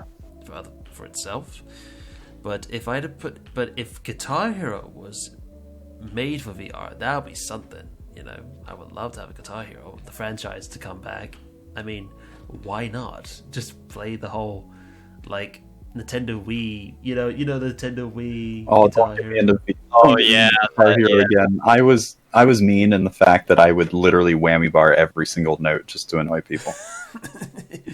I made that my challenge. Yes. I also played left-handed, fun fact. And I'm right-handed. Nice. Why are you doing what you're doing? But, that annoyed my cousin that's a guitarist. But yeah, anyway, sorry, go ahead. Ray, you got any more questions you want to top of the head? Not really. I'm all good. He's satisfied. He's actually stroking his belly fur right now. That's what he is. Yes. What about you, Ivan? You got a question you want to get off your chest? The only thing I'll bring up is like one of my big worries, and part of what's made me really enjoy VR is the more nicheness of the communities. And I know that will go away eventually, but I kind of don't want it to. Like, it helps further it for there to be more people playing. No, exactly. The toxicity of just like the competitive scene in 2D is why I literally just suddenly stopped playing it. That is fair, and I definitely noticed in Onward right now. Onwards and Population 1 is definitely some of the most popular shooter games as far as virtual reality goes. But after Christmas, after a lot of people got their Quest 2s, there's definitely been a new community that has entered the VR world, and that is the trolls and just the people who are trying to ruin people's fun, and that is fun. But we're still at a point where they're quickly ousted because they're still the minority. No, exactly, yeah. And yeah, like you said before, it is going to go away eventually after something massive happens in the VR community. Like a new game comes out, and then everyone's buying VR headsets to go and play it. It'd have to be headsets come down more in cost. Or, I should say, they probably won't get cheaper than the Quest 2. But having something that works for the Quest 2 that's mainstream enough would bring people into it more. It would, and while I would love that, so VR gets better in way more games, a part of me is scared of that just because of the original thing that brought me into VR was the people, and I mean the original thing, I was uninterested in VR and I thought it wouldn't really be going anywhere anytime soon, but my brother, he was the one who was really interested in it, and he got the original CB1 Rift. And he tried it out. He got really motion sick, and I played a couple games on it. I thought VR was okay, and I dropped it for about a year. But then one day, I'm like, you know what? We still have this headset just laying around. Let me see what's up. See if it's better now, because I've been watching more people than that have been doing VR. So I'm like, I'll just see if I can kind of join the community, see what's up. And, played a little bit of Job Simulator, super hot. I'm like, it's about what I remember it to be. But I was scrolling through the Oculus store, and I found a bunch of different games, and the main thing that piqued my interest was Onward, and I downloaded it, and back then I played that thing every single day. I would just get up in the morning just to go down to play Onward, and after that and meeting a bunch of people, that's what kept me in the community. And because although VR games at the moment don't have a lot to offer as game mechanics go, although some completely do and deserve so much praise for the mechanics, like Half-Life Alyx with its story, Boneworks, etc. But the people is what's going to keep bringing everyone back together, and I don't want to lose the same feeling that I had when I first joined. Yeah, and Onward, I should even point out, like, I was the same way with Onward. Like, I totally got hooked on it, but I still played co-op for 4 months before I went to PvP. Funny because thing, I was worried about the PvP crowd being like super sweaty. And don't get me wrong, they're sweaty, but they're manageable. Yeah, okay, I will admit, funny enough, I played co-op on Onward for the exact same amount of time before I tried PvP. I was playing Onward for 2 months.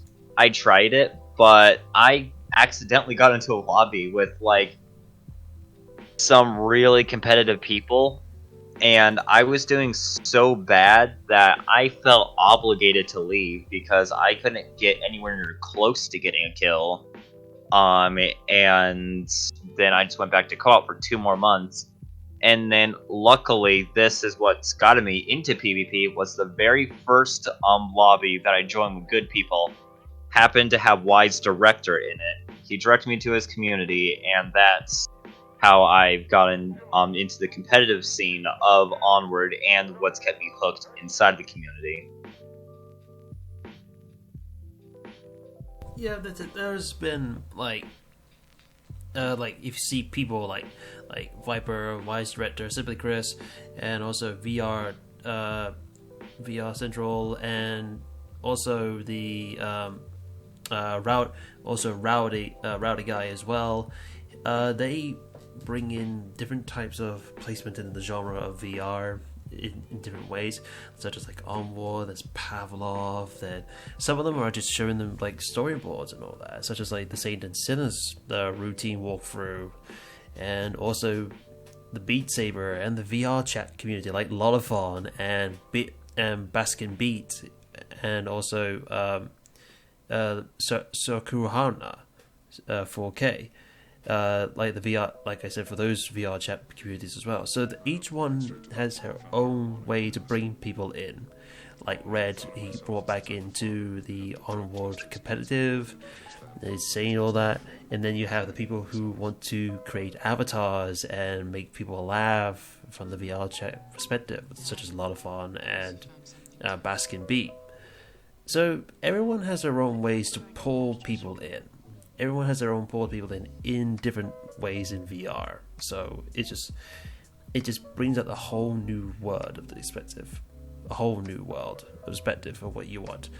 And with Quest, it's usually between Onward, Population 1, and VR chat, because those are the three main categories in the Quest 2 at this point in time, right now. While the others are not getting as much attention to get a grasp on. So, in due time they will, but you need something to actually get hooked. Like, why do I want to play this game? You need that marketing to go along with it. Yeah. Yeah, just back to what I was saying.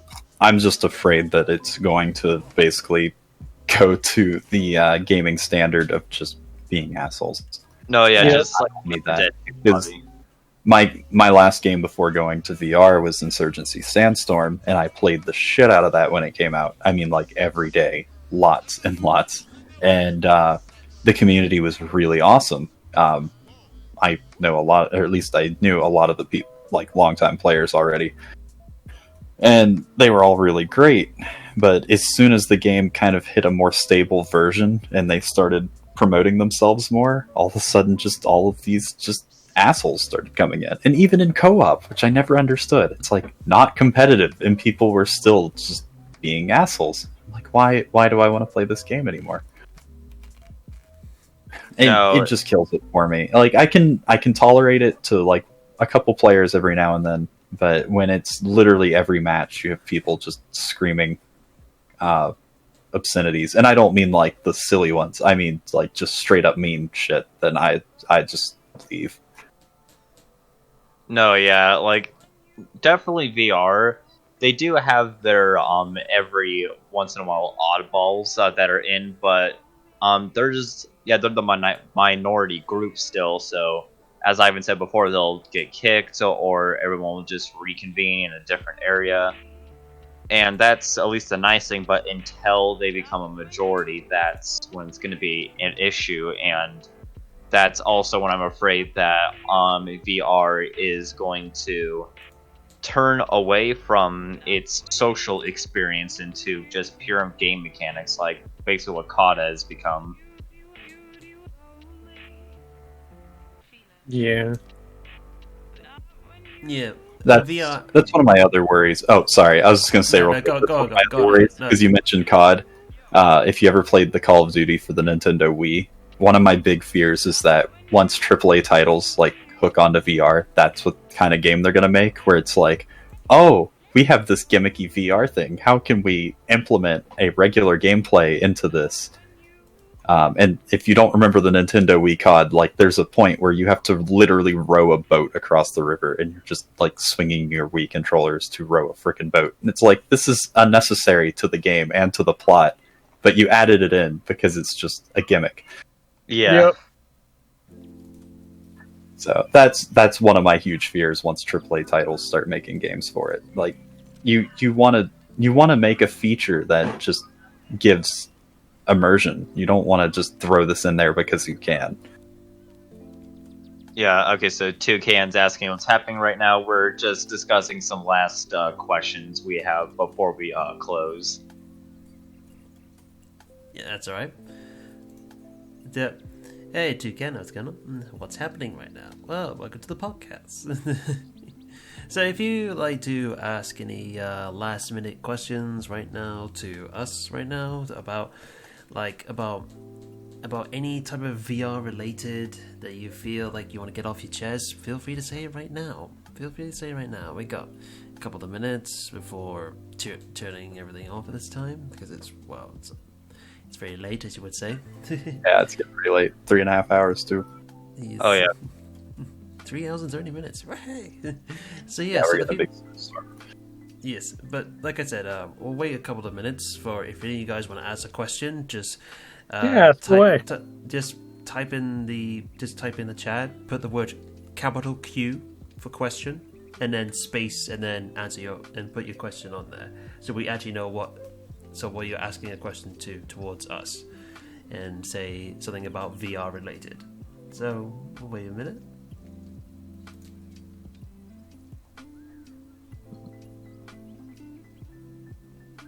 Yeah, ask away.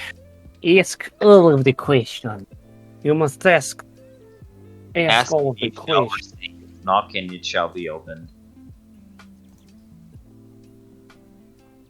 Saul, you don't want to know how many Raptor points I have for you, by the way. Don't ask. So, Boy, yeah. Drown old man now. I'm afraid to do that with him because last time I did, he was drinking AZ. whiskey. No, AZ. No. We don't need a drunk soul again. You say no and then you do it too. Really? Don't judge me. Okay, stop so we can read this. Honestly, anything that I can think of, I think you talked about. Ah, cool. Ah, sweet. Yeah, I guess the last question that I have before we close this is, out of all of the wish on dream games that we suggested, out of all the games we suggested, what is the one we want most to come to life? For me, Lord of the Rings.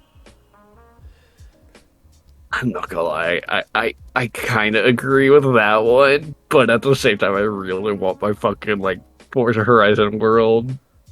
I would Wait. love that.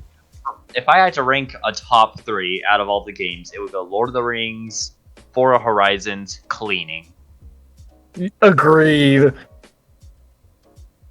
See, I still think Thief goes over cleaning, but you know, that's fine. I'd take either at this point. Cleaning? You just sold it more, Ivan. You should become a salesman.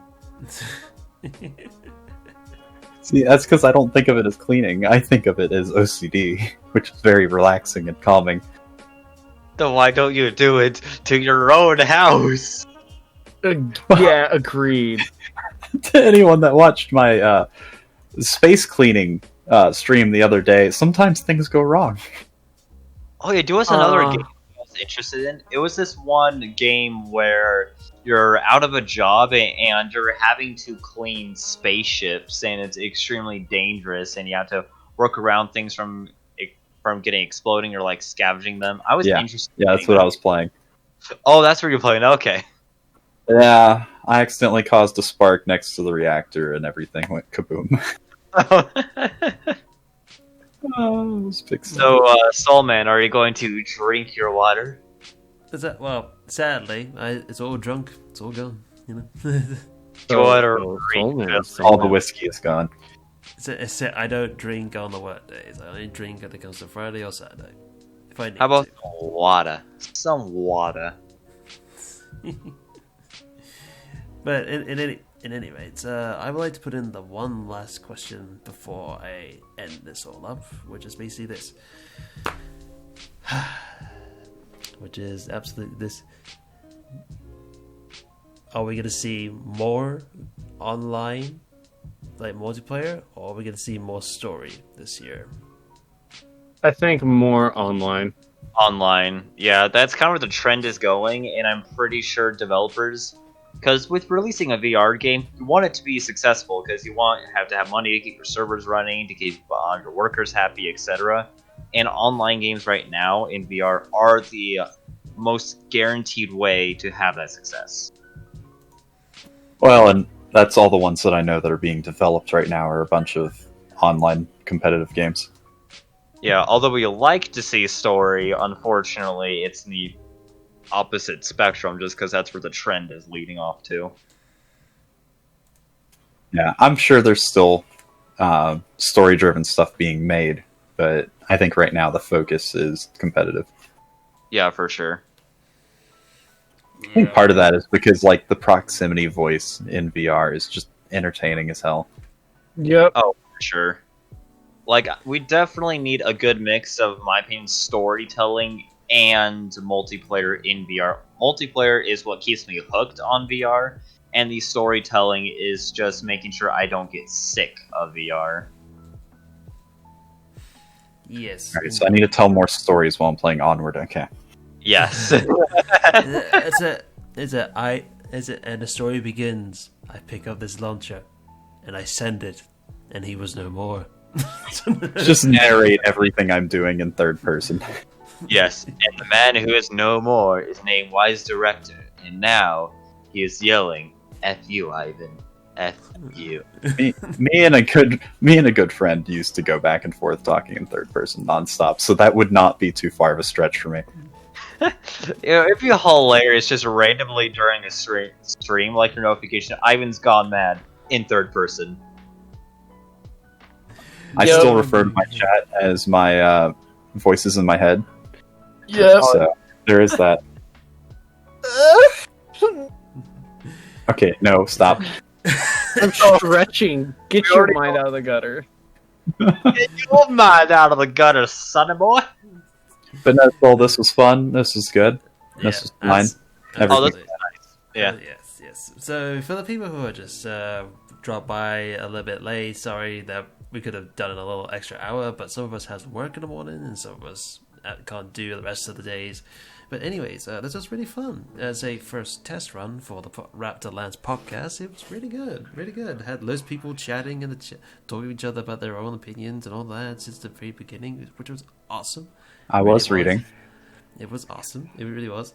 Like I said, for the 2 followers who just came by today, Deus Log and Creepy Mike, thank you for the following.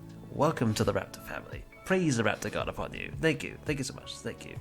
And as always, for the people who are my wonderful guests, the awesome 4-man crew, which is actually right here, Crazy Ivan, Red X, and Ray, and also, even though he's not here right now, he's gone straight to bed, Sickles. Thank you guys for actually coming by and actually share your absolute opinions. Really, really do enjoy it. Thank you so much, guys. Anytime. Always. Yes. So for the people who are actually watching right now, we'll see you guys another time. I will be streaming. Amigos. Yes. I'll be streaming some VR games later on, or maybe some Destiny games, unless there's a raid going on. But as always, ladies and gentlemen, thank you guys for stopping by, see what we have, to see what we do. And as always, from me, you, to the Raptor God, take care and good night. Thank you.